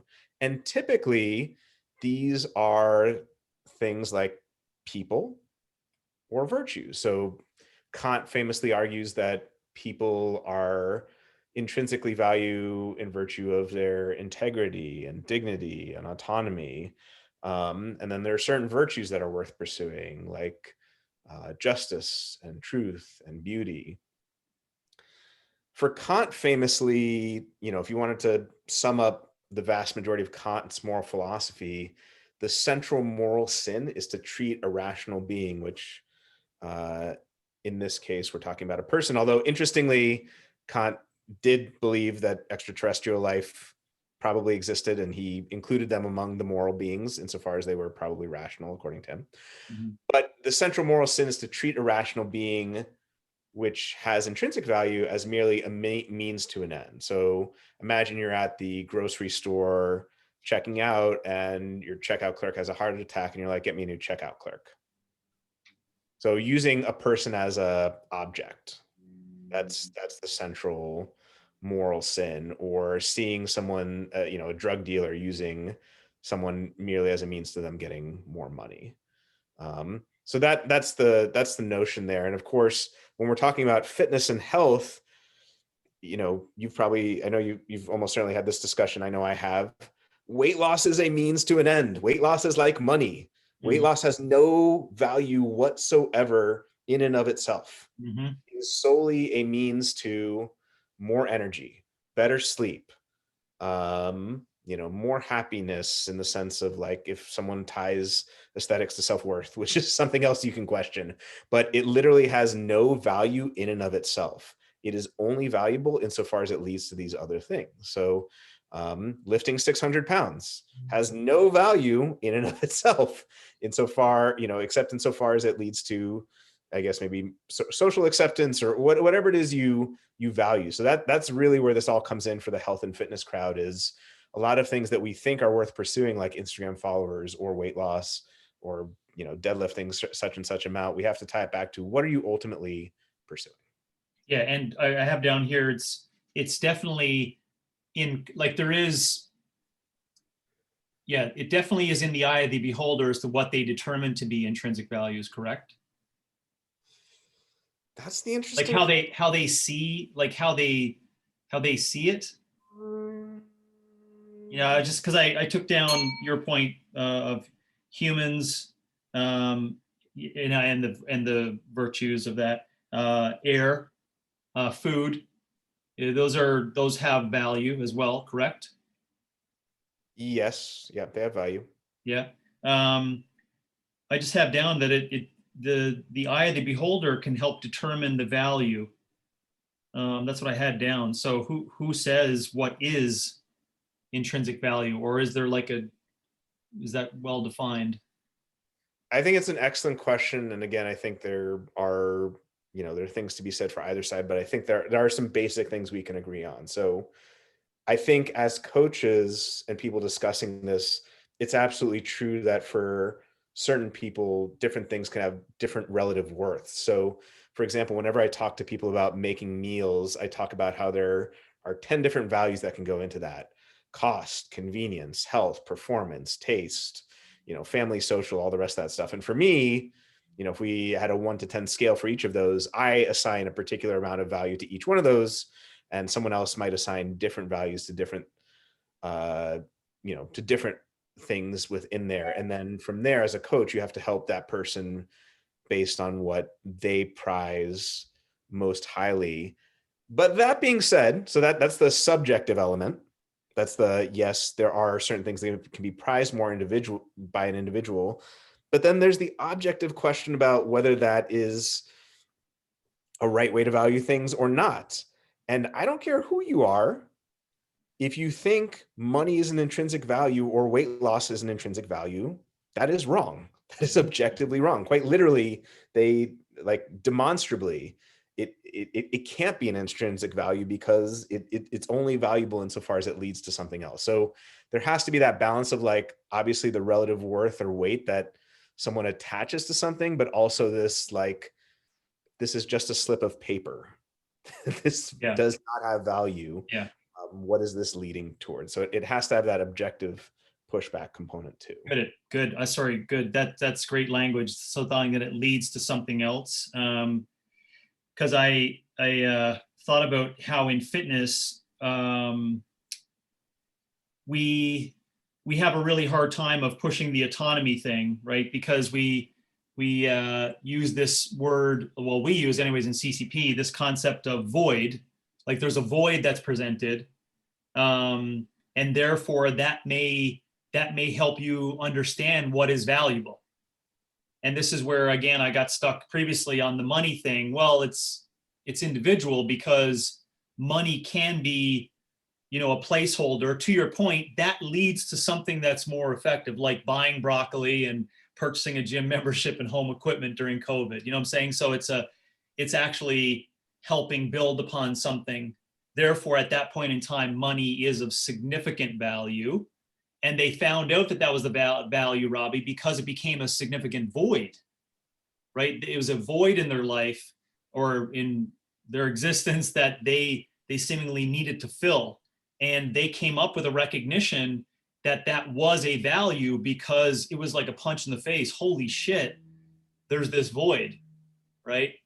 Now, that's only proposed after you lengthen out the conversation as to what we all agree upon as being valuable. But anyways, that's really helpful, that it's gonna have some length to it, right? And if you stretch it out, that'll determine its value. I like that. Yeah, and to your point, when we say it has significant value to someone, we need to clarify ... significant extrinsic value. Yeah. So Yeah. like, it only insofar as it's leading to something else. The other thing to say there with regard to the intrinsic extrinsic thing, or an interesting question that we can ask that goes back to your original question about, like, what do we say about competing values or how people perceive these things. There's an interesting debate within philosophy about, are the true values one? Is it just like good or happiness or Mm-hmm. pleasure? Or Mm-hmm. are they many? Are there many things? Different views, but let's just assume, for the sake of what we're discussing right now, let's just say many, like autonomy and truth and virtue, different competing ones. Mm-hmm. In fitness, a really interesting one that I'm looking forward to discussing with you, either today or in our next one as well, in more detail: autonomy and community. Yep. Now we're not talking about things that are solely extrinsic values, things that I think anyone would grant are, in one way or another, important parts of being a human. Mm-hmm. Now we need to ask, well, which one of these rules the roost? Is it just indexed to time and place and person? Yeah. Can we say things more universally? And what do we, how do we go about settling that one? Yeah. I have a strong argument for autonomy ruling it, but I wrote down that they have to be. It's hard to make those really great virtues, the values proposed in fitness. I would think that we need to change the language on it and say maybe there's no competition, maybe they're complementary. I guess it depends upon how you're going to define, in your example, community, right? So because I would say those both can coexist. But if we're really going to get down to the, something interesting that probably you and I and 6 other people would be interested in, what's the top? I'm going to argue autonomy is at the top of that based on how I'm defining autonomy. Because, it shouldn't actually be, and this is not a point of inference to say that we need to change that language for the future, but remember it's autonomy ... right? Because autonomy, always people ever think is like you're just off in a corner on a VersaClimber alone, right? Zen like atmosphere. But no, and I say that there's a ... because it's mastery that you really are what we're saying we want to be a part of or to lead people towards. Mastery of self-care, mastery of self-awareness. Dare we say these big cliche terms like transcendence into this really aware state of what you need to do day to day to ensure you maintain resilience and keep good perception, etc., for the rest of your life. Because I would say that autonomy stops and it doesn't speak of how that should also lead you into teaching others and spreading that message amongst those around you of what you've learned, right? So that's where, even by saying, is it autonomy or community, 2 things there. I would say they're complementary no matter what you add to it in virtues. But if you did want to play the game, I'm going to put up mastery as the top of that. And then I think it dissolves all other things. That's my opinion, because if I play that story out, so just be very simple about it, that person learns how to eat broccoli and do lunges and do their own program. And then years down the road, they're teaching their kids, and they're also teaching those around them in their community. You see that? So now that's a community atmosphere, right? That ended up being that place through self-awareness. So it had to start with the self of awareness in order for you to affect others in that order, right? And so I'm not sure if you got some ideas that are different ones on that, because you wrote down autonomy versus community, and then you gave another example, which was a good one, of different kinds of strength, right? Strength expression of absolute strength, correct? You said absolute strength versus speed or speed strength, and in that case, yeah, I think it's a good debate to have. But that one, I simply go back to biases of, well, it depends upon what they can express. So their capability largely dictates what's of higher value. And again, I would say, if we're talking about someone, we had this conversation with coaches on OPEX call yesterday, that if someone is trained for 35 years, speed, strength versus absolute speed is a good conversation to have in terms of competing, things inside of fitness in order to promote, longevity and the possibility of fast twitch fiber degradation or working against that, etc., right? But if someone's 19, deconditioned, overfat, and doesn't know fitness, what is the highest value? There's absolutely no doubt that absolute strength, just wins 99-1. I don't even know what that means, but it's just, so it's dependent upon what you're capable of expressing that largely dictates those 2 competing components. And I'm just interested if you have any other competing values we want to lay on the table and play with, because it's a good practice. Yeah, I mean, I think those are great points, and I have some points on each. So one with the absolute strength versus absolute speed, or let's say absolute strength versus just aerobic capacity. Like those are going to push. Maximal version of one is going to push and pull on the other ultimately, Yes. in pursuing Yes. one. So really, my point in bringing those up was more just to bring up the discussion of, when we talk about these competing values, does it really just come down to the contextual question of who are we talking about and what are their goals? Or are there some more absolutes that go across humanity in general? And I think at least what we're saying on the absolute strength and speed or aerobic capacity side of things is very much of a piece with what OPEX generally says, which is context is king. It's just, who's the person? What's the goal? What are we trying to do? Being the fastest doesn't make any difference unless you want to be the fastest. Being the strongest doesn't matter unless that's your sport that you're in. Now, the autonomy versus community one, that's an interesting one. I think the points you made are good, and that's very much of a piece with any philosophical discussion, which is to say, just because I set it up as a dichotomy doesn't mean it's actually a dichotomy. It could just seem to be a dichotomy. Yeah. I do think these two ultimately push and pull on each other. And I do think no matter which side of the coin you take, there are trade-offs to be made. The community side is going to get a bit more of the fun, social, what have you, perhaps motivational aspect, but it's going to be at the cost of the best, training program for that person and their particular situation. And then the autonomy side is going to be the flip side. It's going to have a lot more of that, best training for the person, teaching them self-reliance. And then it's an interesting question when social interaction comes into the puzzle there. One question I do think I we'll go would back love and forth on that one in disagreement forever, but it's good to know where each of our starting point comes from. For it's how you see community and how you see autonomy, and how I see autonomy and how I see community. That's basically it. Yeah, and I mean, let's be clear here. I mean, I'm like conceptually, I'm very much on the side of the autonomy piece, just kind of wondering in the other direction, is there an argument to be made there? But one thing I do wonder about that has been coming up recently that perhaps we'll do an episode on or further discussions on. Have you ever heard of Gretchen Rubin? Yes. She wrote a book called The Four Tendencies. I haven't read the book, but I subscribed to her podcast and got notice of her through a 10% Happier podcast, and she was on there as a guest, and I got her newsletter, and got some good stuff.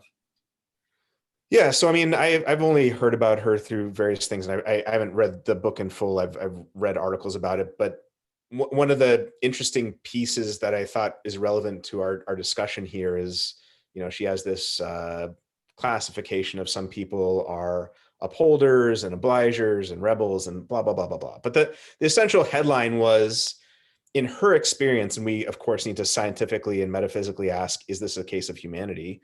I would venture to say probably.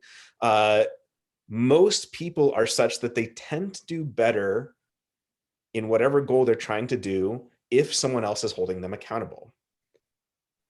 Now, if that's true, which again, it needs to answer to science and, empirically, is that actually true? But if that's true, that does raise interesting questions. Like if that's the case, where ultimately at the end of the day, the minority of people are such that they can actually hold themselves accountable to stuff that they set to themselves, versus those who have something set as their goal by someone else, what bearing does that have on the model of coaching?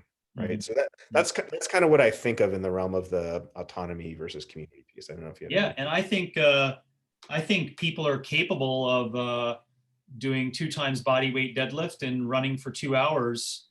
To use your point of what are universal things that we're capable of, that is, you use the word in us. I think it's in us. I don't think people need to be held accountable. I think individuals like Gretchen, or where she comes from and knowing her background, but I'm not going to classify her in that area.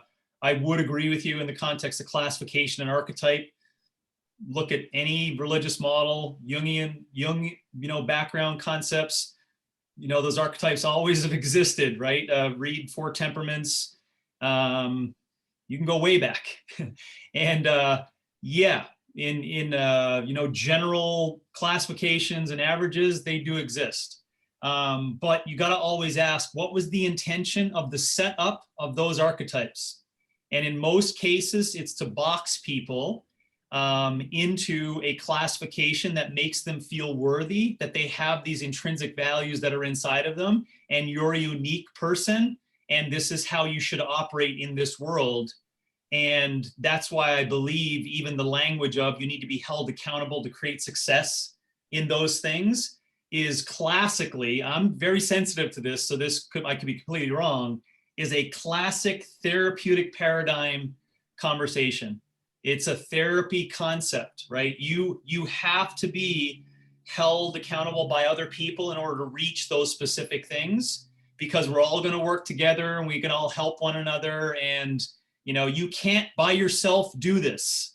You can't just like come out of a womb and know that after, 8 years in school, there's this well-known knowledge that you can 2 times body weight deadlift and run for 2 hours straight. Like, you actually can express these things, but we want to own the whole narrative of like, whoa, this is fucking really complex shit. Like, no, we need to be paying money to a coach. You need to fucking go to the global gym, and you need to be held accountable and all these behavior modification models in order to make it work. So I just back up and go, whoa, whoa, whoa. Without leg presses even coming into existence in 1264, we did not know what we needed to do for physical expression to keep going. We just plowed the fields and fucking did with the cows and hunted animals and whatever. I don't know. Maybe we're just, what was happening in 1264? I don't know, keeping people from killing your tribe, right? Like, but we were like, oh, this is fitness. No, we were like,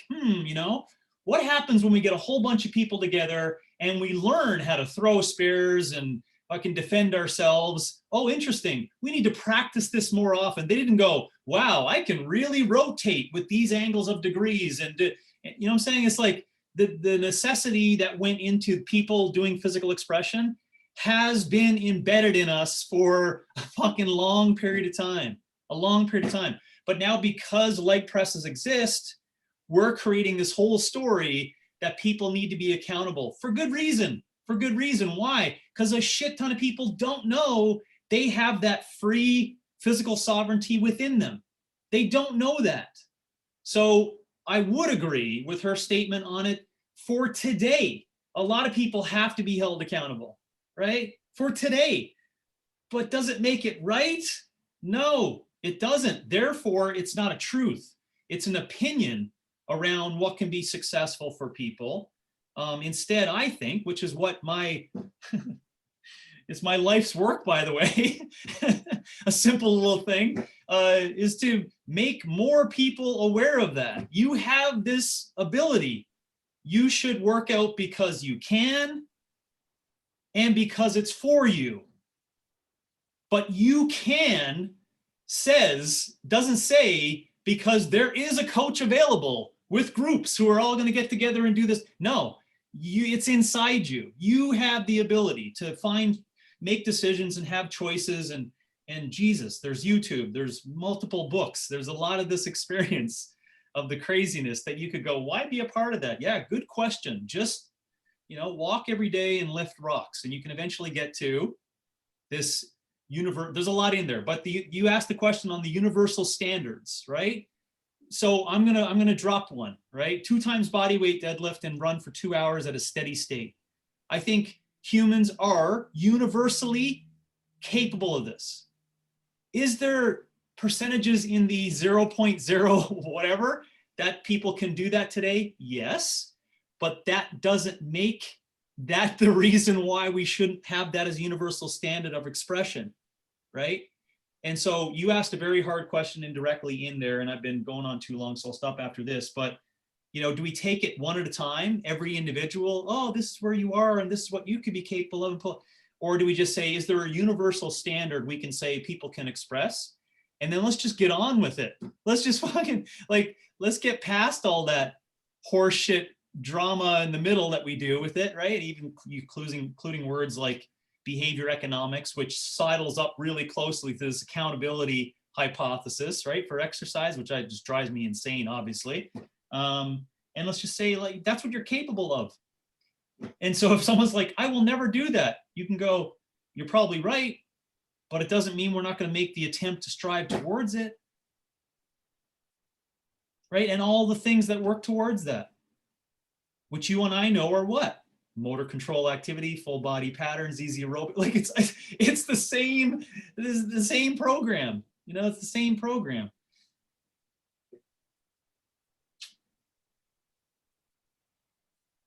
Yeah. Archetypes. Archetypes, am I right? No, but That I mean, come from The Office? I think that was in The Office. I heard that.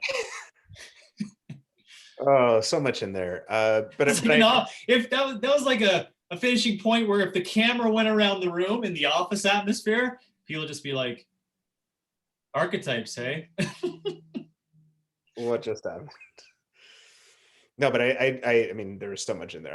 I Yeah. think, I think that's really, I've got a topic for us eventually called human nature and fitness. I think Okay. we've been dancing around this one, but it really gets to the central question of like,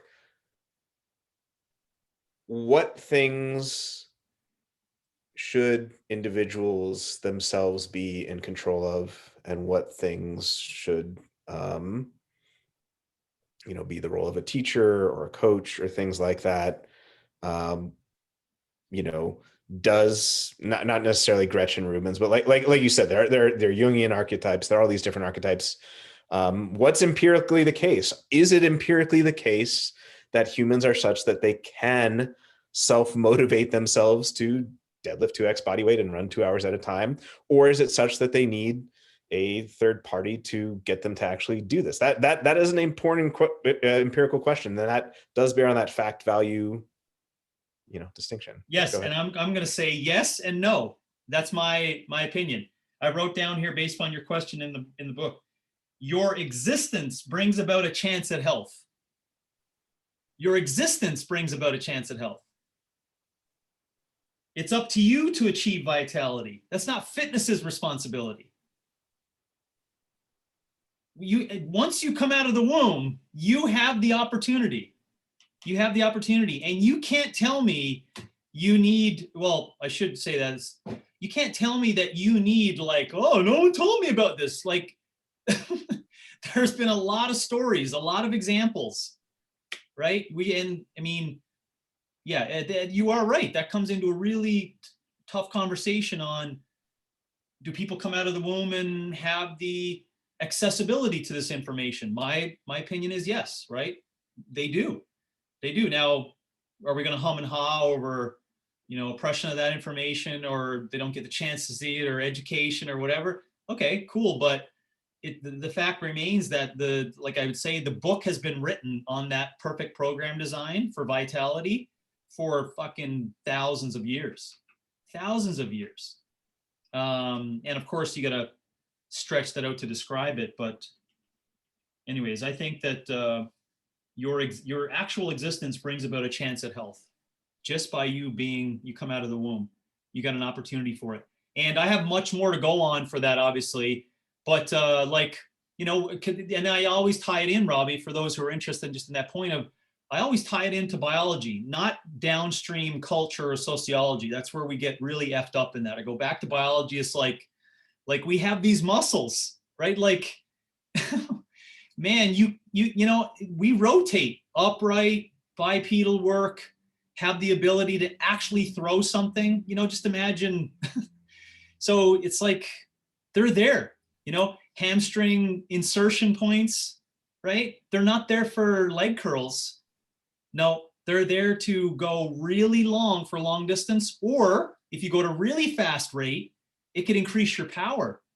And ironically, as you activate off the ground, there's certain muscles up the chain that allow you to rotate even faster, and other muscles turn off. Like, this shit is embedded in us, right? So to say that, oh, we don't have knowledge of the experience of it, I'm not going to jump on that one. But and I think this, and I'm going to keep going because I think this does tie into where, and I guess we'll get to it, but where do coaches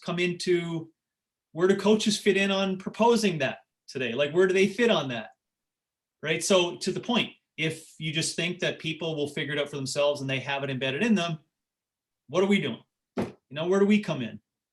How do people get to your point of like competency and knowledge and education in order to figure those things out? Right? Where does that come from?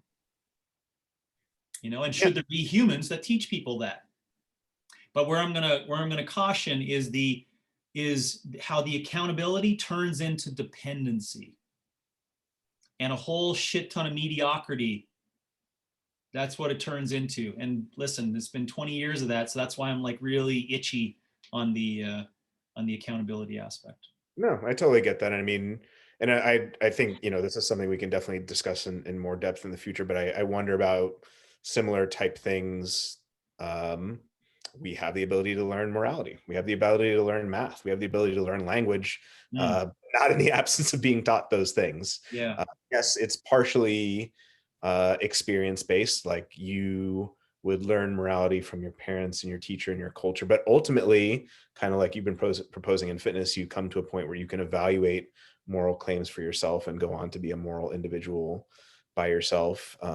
Same thing with language and math. Now, the obvious asymmetry between morality, language, and math and fitness, of course, is one between, for the most part, biology and culture. Yeah. Although one could make an interesting one about morality, how far back that extends and where we go from there. But it's a similar type question. In all cases, you aren't going to learn language, generally speaking, in the absence of being taught it. You aren't going to be learning math, and you'll learn some basic stuff, but same thing with morality. So there's that interesting question of like, where does the teaching come in? When does it cease? But yeah, I see what you're saying, and obviously we're on the same page when it comes to dependency not being a good thing. So yeah. And I will segue into our points that are connected from that. You said that within that conversation as to what you lined up, what should be valuable in fitness, what should we value in fitness? I hope that's somehow connected. I hope I didn't just take us off a stream of thinking, but I had it written down and I wanted to make mention of it because it does tie in a little bit of what we talked about.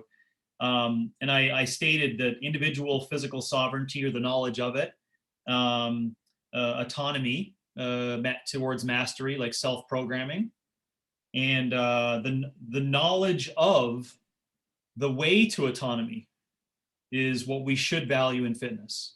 That's what we ought to value. So we look at outside looking in, aliens are looking in, they're like, what should we value in that thing over there, the whole process? Everyone should be on board with this individual physical sovereignty. That's my opinion, towards, self-programming and wisdom of that self-care process. I think that's what should be. What should not be of value? You softball that one up for me. I would call it T-ball, not softball, because you actually laid it on the top of the little stick that the ball lands on. But sex and body objectification from males and females on Instagram, that should not be valuable in fitness. Biohacking should not be valuable in fitness. That should not be of value in fitness. Science reviews, not science. We talked about that on a previous podcast. You can go back to another one. Science has a part to play, but where science doesn't fit in today is the lab is not certainly helping us with the current issues that we have inside of fitness, right? So it's not value. Sport idols, the performance paradigm, what I like to call it, that should not be of value in fitness today. Dissent, tribalism, cults, cognitive dissonance, authoritarian figures, all in one grouping. That should not be of value in fitness today. Ironically, it is, because there's a lot of sensationalism and populism inside of that, but it has very low value, low bearing on outcomes.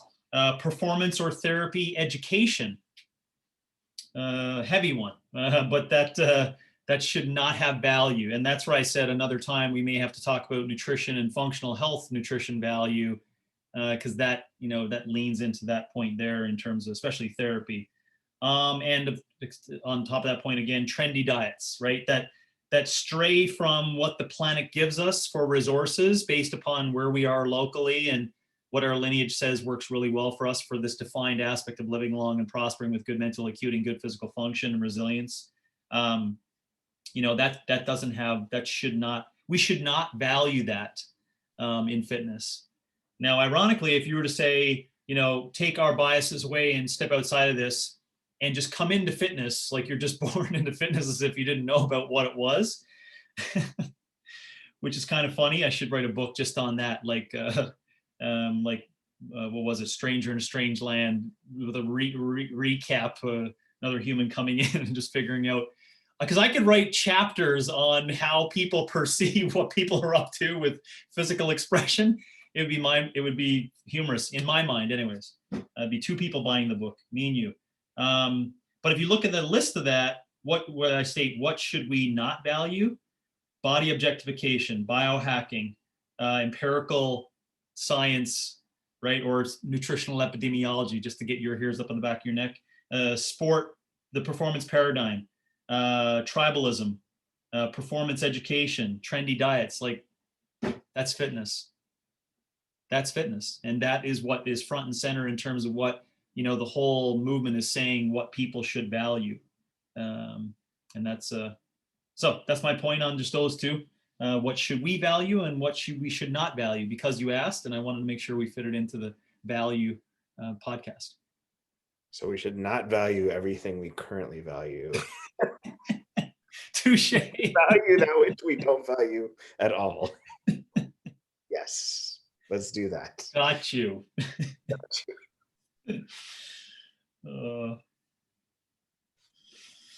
And you asked the question on indirectly on rationality, values and rationality. Do you want to cue me up on that one, or just kind of step into it?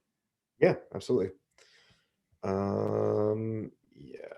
So. And then that'll tie into going into fitness coaching value. Yeah, so this is one I have to admit I was kind of like, things we learn in our life. I'd say early on in my philosophy career, I was, metaphorically speaking, smacked in the face with this one in a philosophical conversation. I'm just about the biggest non-fan of smoking and be around smokers and blah, blah, blah, blah, blah. But basically, we were having this discussion around, is smoking inherently irrational? And philosophical colleague hit me with the big one, which was no. And turns out that's right. That actually is right. Like now we'll need to talk about like what irrationality and rationality means. But if we are talking about rationality being pursuing a particular end in the most effective way possible, then it all depends on what end you are pursuing. Yeah. So it is not irrational to avoid exercise or eat unhealthy food. It is only irrational if your end goal or chosen value that you're trying to pursue is health or fitness. And interestingly, for coaches, this is one of the ways I'll, as a practical front of the house matter, kind of ease people into things or make them feel not as like, Robby is saying this. It's like, it's all hypothetical imperatives. It's all, if you value this, you want to go to the CrossFit Games? Cool. Yeah. You want to reach a certain percent body fats, then macros and calories can be relevant. You want to avoid certain food antigens, then okay, let's talk about paleo. But it's all relative to a particular goal. There are no absolutes. It depends on the context. Now, yes, there's more we can say there, but that's I'll tee it up there. Yeah, well, I'm just saying that it almost ironically goes back to our initial conversation on you gotta keep asking the why to get them to recognize the means to the end of what they're proposing to be valuable in that process. I think that otherwise, as I said, you're just going to end up dancing with people. If you don't actually do the Aristotle slap in the face, like there's no way you're making it to the games. You could be wrong, but why not like start the process of like, hey, indirectly I shouldn't have hit you, but let's at least figure out why you want to, what led to you thinking you're going to get there. How did this come about? What are your motivating things? To add into your point, which maybe is another time, not sure we'll fit it in, but because it's not in our lane, but it's a great conversation in terms of early childhood trauma, determining motivations based upon them being perceived as a better human because their participation in the journey towards going towards CrossFit Games. It's like, whoa, just a second now. So who are you and I to go, that's like a world that rips apart, right? Because that's their reality for what makes up all their day-to-day actions is that, and you just said like, there's no worth in that.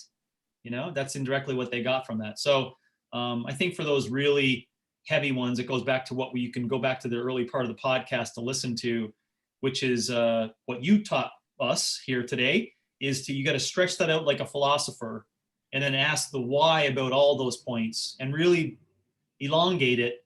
And then it'll allow you to arrive at some kind of rational idea as to what's working well for you. I think that's what it'll come up with. But I love the way that you bolded at all. I could tell it was so hard for you to write that, but you were like, damn it, I'm going to bold that because your starting point with probably functional diagnostics and exercise, you were like, the way. And then you're like, just a second now, depends upon what we decide is the end result, right? What we decide is the end result. And Robbie, listen, I love that conversation. I could go all day on, again, taking the time and do we have the system set up to stretch out all those conversations instead of just going, nope, here's the absolute, this is the way, here's the facts. You need to do 20 strict pull-ups. How many can you do? 2, forget it. It's like, so are you going to get excited to say that this is a 5-year plan to get to 20 strict pull-ups? Or are you going to find someone else who's going to allow you to follow that plan, right? Back to your point. And there's so much opportunity for that second option today of what I call fantasy opportunities that it's really hard to arrive at that your ability to go why, back to find some rationality to what they're saying the proposed goals are. So yeah, I put down here as well, fitness pursuit is not a rational process. It used to be unconscious to survive and reproduce. Now it weighs against shitty foods and no exercise, no movement. So to be rational would depend upon a life goal. Again, I'm going to define an end of vitality, consistency, and mental acuity. If that's the end goal, then it's completely rational for you to partake in trying to come up with the knowledge that's necessary for you to be really good at self-care. Right. Yeah. But if you want to live fast, die young, leave a good looking corpse, then I like that. and do whatever you want. But I think in connection with that, like, one place where coaches maybe stop on the evaluative spectrum of like no evaluation at all to like total, these are the virtues, you shall follow them, is, coaches will be like, okay, well, someone's told me they want to go to the CrossFit Games or they want to run a marathon. And this person told me, well, they're using Couch to 5K as their marathon programming. Okay, well, that's obviously shitty programming. Let's do something else. But they won't always go to well, why do you want to run a marathon? Or why do you want to go to the CrossFit Games? Like, where does that come from? Oh, because a marathon will help me lose weight. Oh, because the CrossFit Games will make it so that I'm finally accepted by my parents, or whatever it is. Mm-hmm. And those are the, again, we always have to balance the front of what we say front of the house versus back of the house. But the front of the house, can be like, why, as opposed to that's stupid and that's wrong. It can just be have them do their own internal investigation. You're the midwife to that, so to speak. And then they're like, oh shit, I didn't realize that was not going to be the way to do it. But not just stopping at the evaluation of the programming, not just saying, well, if you want to get to a 500-pound back squat, then, the Bulgarian method is not going to be, here's your Excel sheet. Do something else, but also evaluating like, why do you want a 500-pound back squat? So, yeah, I totally agree with you. I haven't found a really good way to create some satire around that conversation, but I will in the future. So you can look forward to that coming out somehow on Instagram through Brandon's help, I would assume. You could just see me taking someone through this humorous, storyline of the Excel sheet and the time-by-time process. That would be humorous. I totally agree with that. I want to finish up with a question that you proposed, just using the word of the day, the Pee Wee Herman word of the day. I don't have a red chair to jump up and down on, but fitness coaching value. You asked the question, is fitness coaching of value? Just so we don't have a doom and gloom to the entire conversation on us seemingly always seeing that there's this huge stretch between people getting aware enough to understand these things that I seemingly think are so simple and around us, right? So I said coaching is currently valuable in these ways. Air quotes, if podcast, air quotes under currently. Till schools adopt a fitness knowledge autonomy system for all young kids, we have a century of work to do. So that's value right there, because until we start teaching the youngins and changing a whole culture shift in what fitness autonomy is, we got lots of work for fucking 100 years. You know, anyways, you could be very powerful and popular with lots of money for a long period of time right now if you do it right. Number two, we're currently valuable because we have the knowledge of self-care that we could pass on to conscious, willing participants to spread the good news. We are the holders of that information. There's not a ton of people who have those ideas or concepts or a belief in that. Therefore, that knowledge can be passed on. It doesn't mean it's going to be passed on easily or it's going to be passed on and spread like wildfire, but it can be passed on. So that makes us valuable in the current time. It gives us something to do. I mean, hey, we could be doing other things, but hey, it gives us something to do. That makes it valuable, though. Like, I mean, it's a vocation, it's labor, it's something to do. We also can act as role models for a disciplined, consistent lifestyle of physical expression, mental acuity, and resilience. We can act as role models of that and take on that role. And this might bleed out. You know, your family might feel it, your loved ones, your extended family, those around you, folks watching you on social media, you know, they may sniff it and feel it, and it may just be like, that's virtuous, you know? So that makes us currently valuable because we can act as that disciplined role model. And lastly, in some cases, fitness coaches are gatekeeper for good or bad information. So we can act as, like we've done before, a skeptic or a pessimist. In many, many cases, we're not, but we can act as gatekeepers, right? Criticize bad information, know what's good, what's not, and kind of just be out there. So, but that create, like what you and I are doing, that creates value to the fitness zeitgeist because we're at least asking those tougher questions.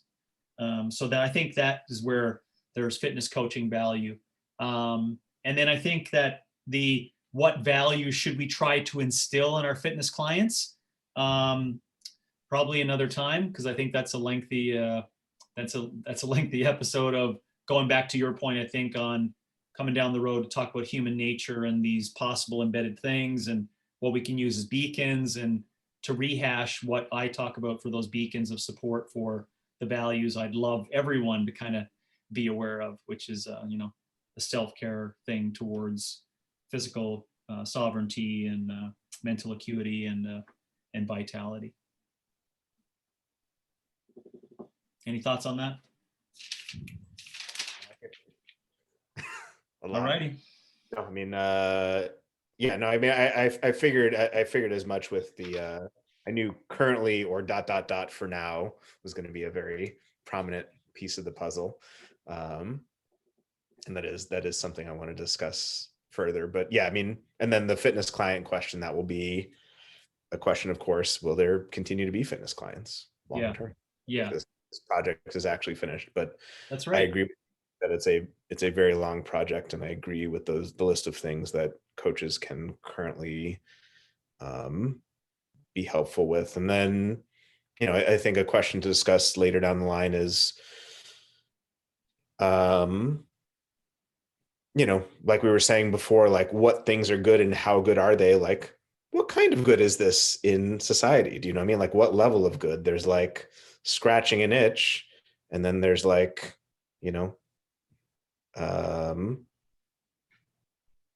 eudaimonia or,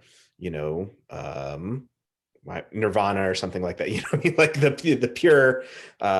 purest, happiness and enlightenment or something like that. Like how important is this role in society? And yeah, I mean, I think at least for the time being, just like teaching, it's a pretty important role. Yeah. Oh my gosh. Yeah. Well, I had that down as things that fitness coaches we could pursue, and what coaches should pursue. I've discussed that before in terms of the attributes I talk about for coaches, right? Awareness, attentiveness, authenticity as the 3 A's, empathy, vulnerability, and trustworthiness. And then I give a credo, right, of teach, learn, move, create every day. So that talks about pursuance of things for value of coaches. And of interest, maybe to whet everyone's chops for the future. I think at some time we want to talk about that metaphorical hypothesis of what you just called wonderfully a project of moving, dissolving the fitness universe, and doing a metaphorical hypothesis of dissolving that. And what are we going to be doing then, to Yeah. answer that question, you know? And I quickly come to recognizing that, there'll always be things to do, but I think being able to practice with others, to tie in your autonomy community thing, to practice physical expression with others as a day-to-day practice, and to make that a really virtuous part of someone's day, just like vocation is, I think might be something as a project down the road that can lead to a lot of really good things. Yeah, I mean, we could do our own. We mentioned in a previous episode, B.F. Skinner's Walden too. This kind Yes. of Yes. ideal, what he considered ideal scenario, and it's such a huge component of any philosophical project, whether it's political philosophy. Like, what is the ideal, and how do we set that out? Because then, like, what are we even aiming towards? So I think, yeah, I think. Super. Okay. Well, I look forward to that. Thank you for proposing the start on this one. Do we have a partner with this that we'll get into next time? Well, I was initially thinking the couplet would be values and impacts. I personally, I mean, you and I can discuss it. I personally think there's still probably more to say on values, or we can come back to it. But let's put it this way: if we think this is done for now, probably impact would be next. Yes. Okay. If there's more to say, and we want to do a couplet there, then we'll do second on values. So awesome. Okay. Well, thanks for today, Robbie. thank you.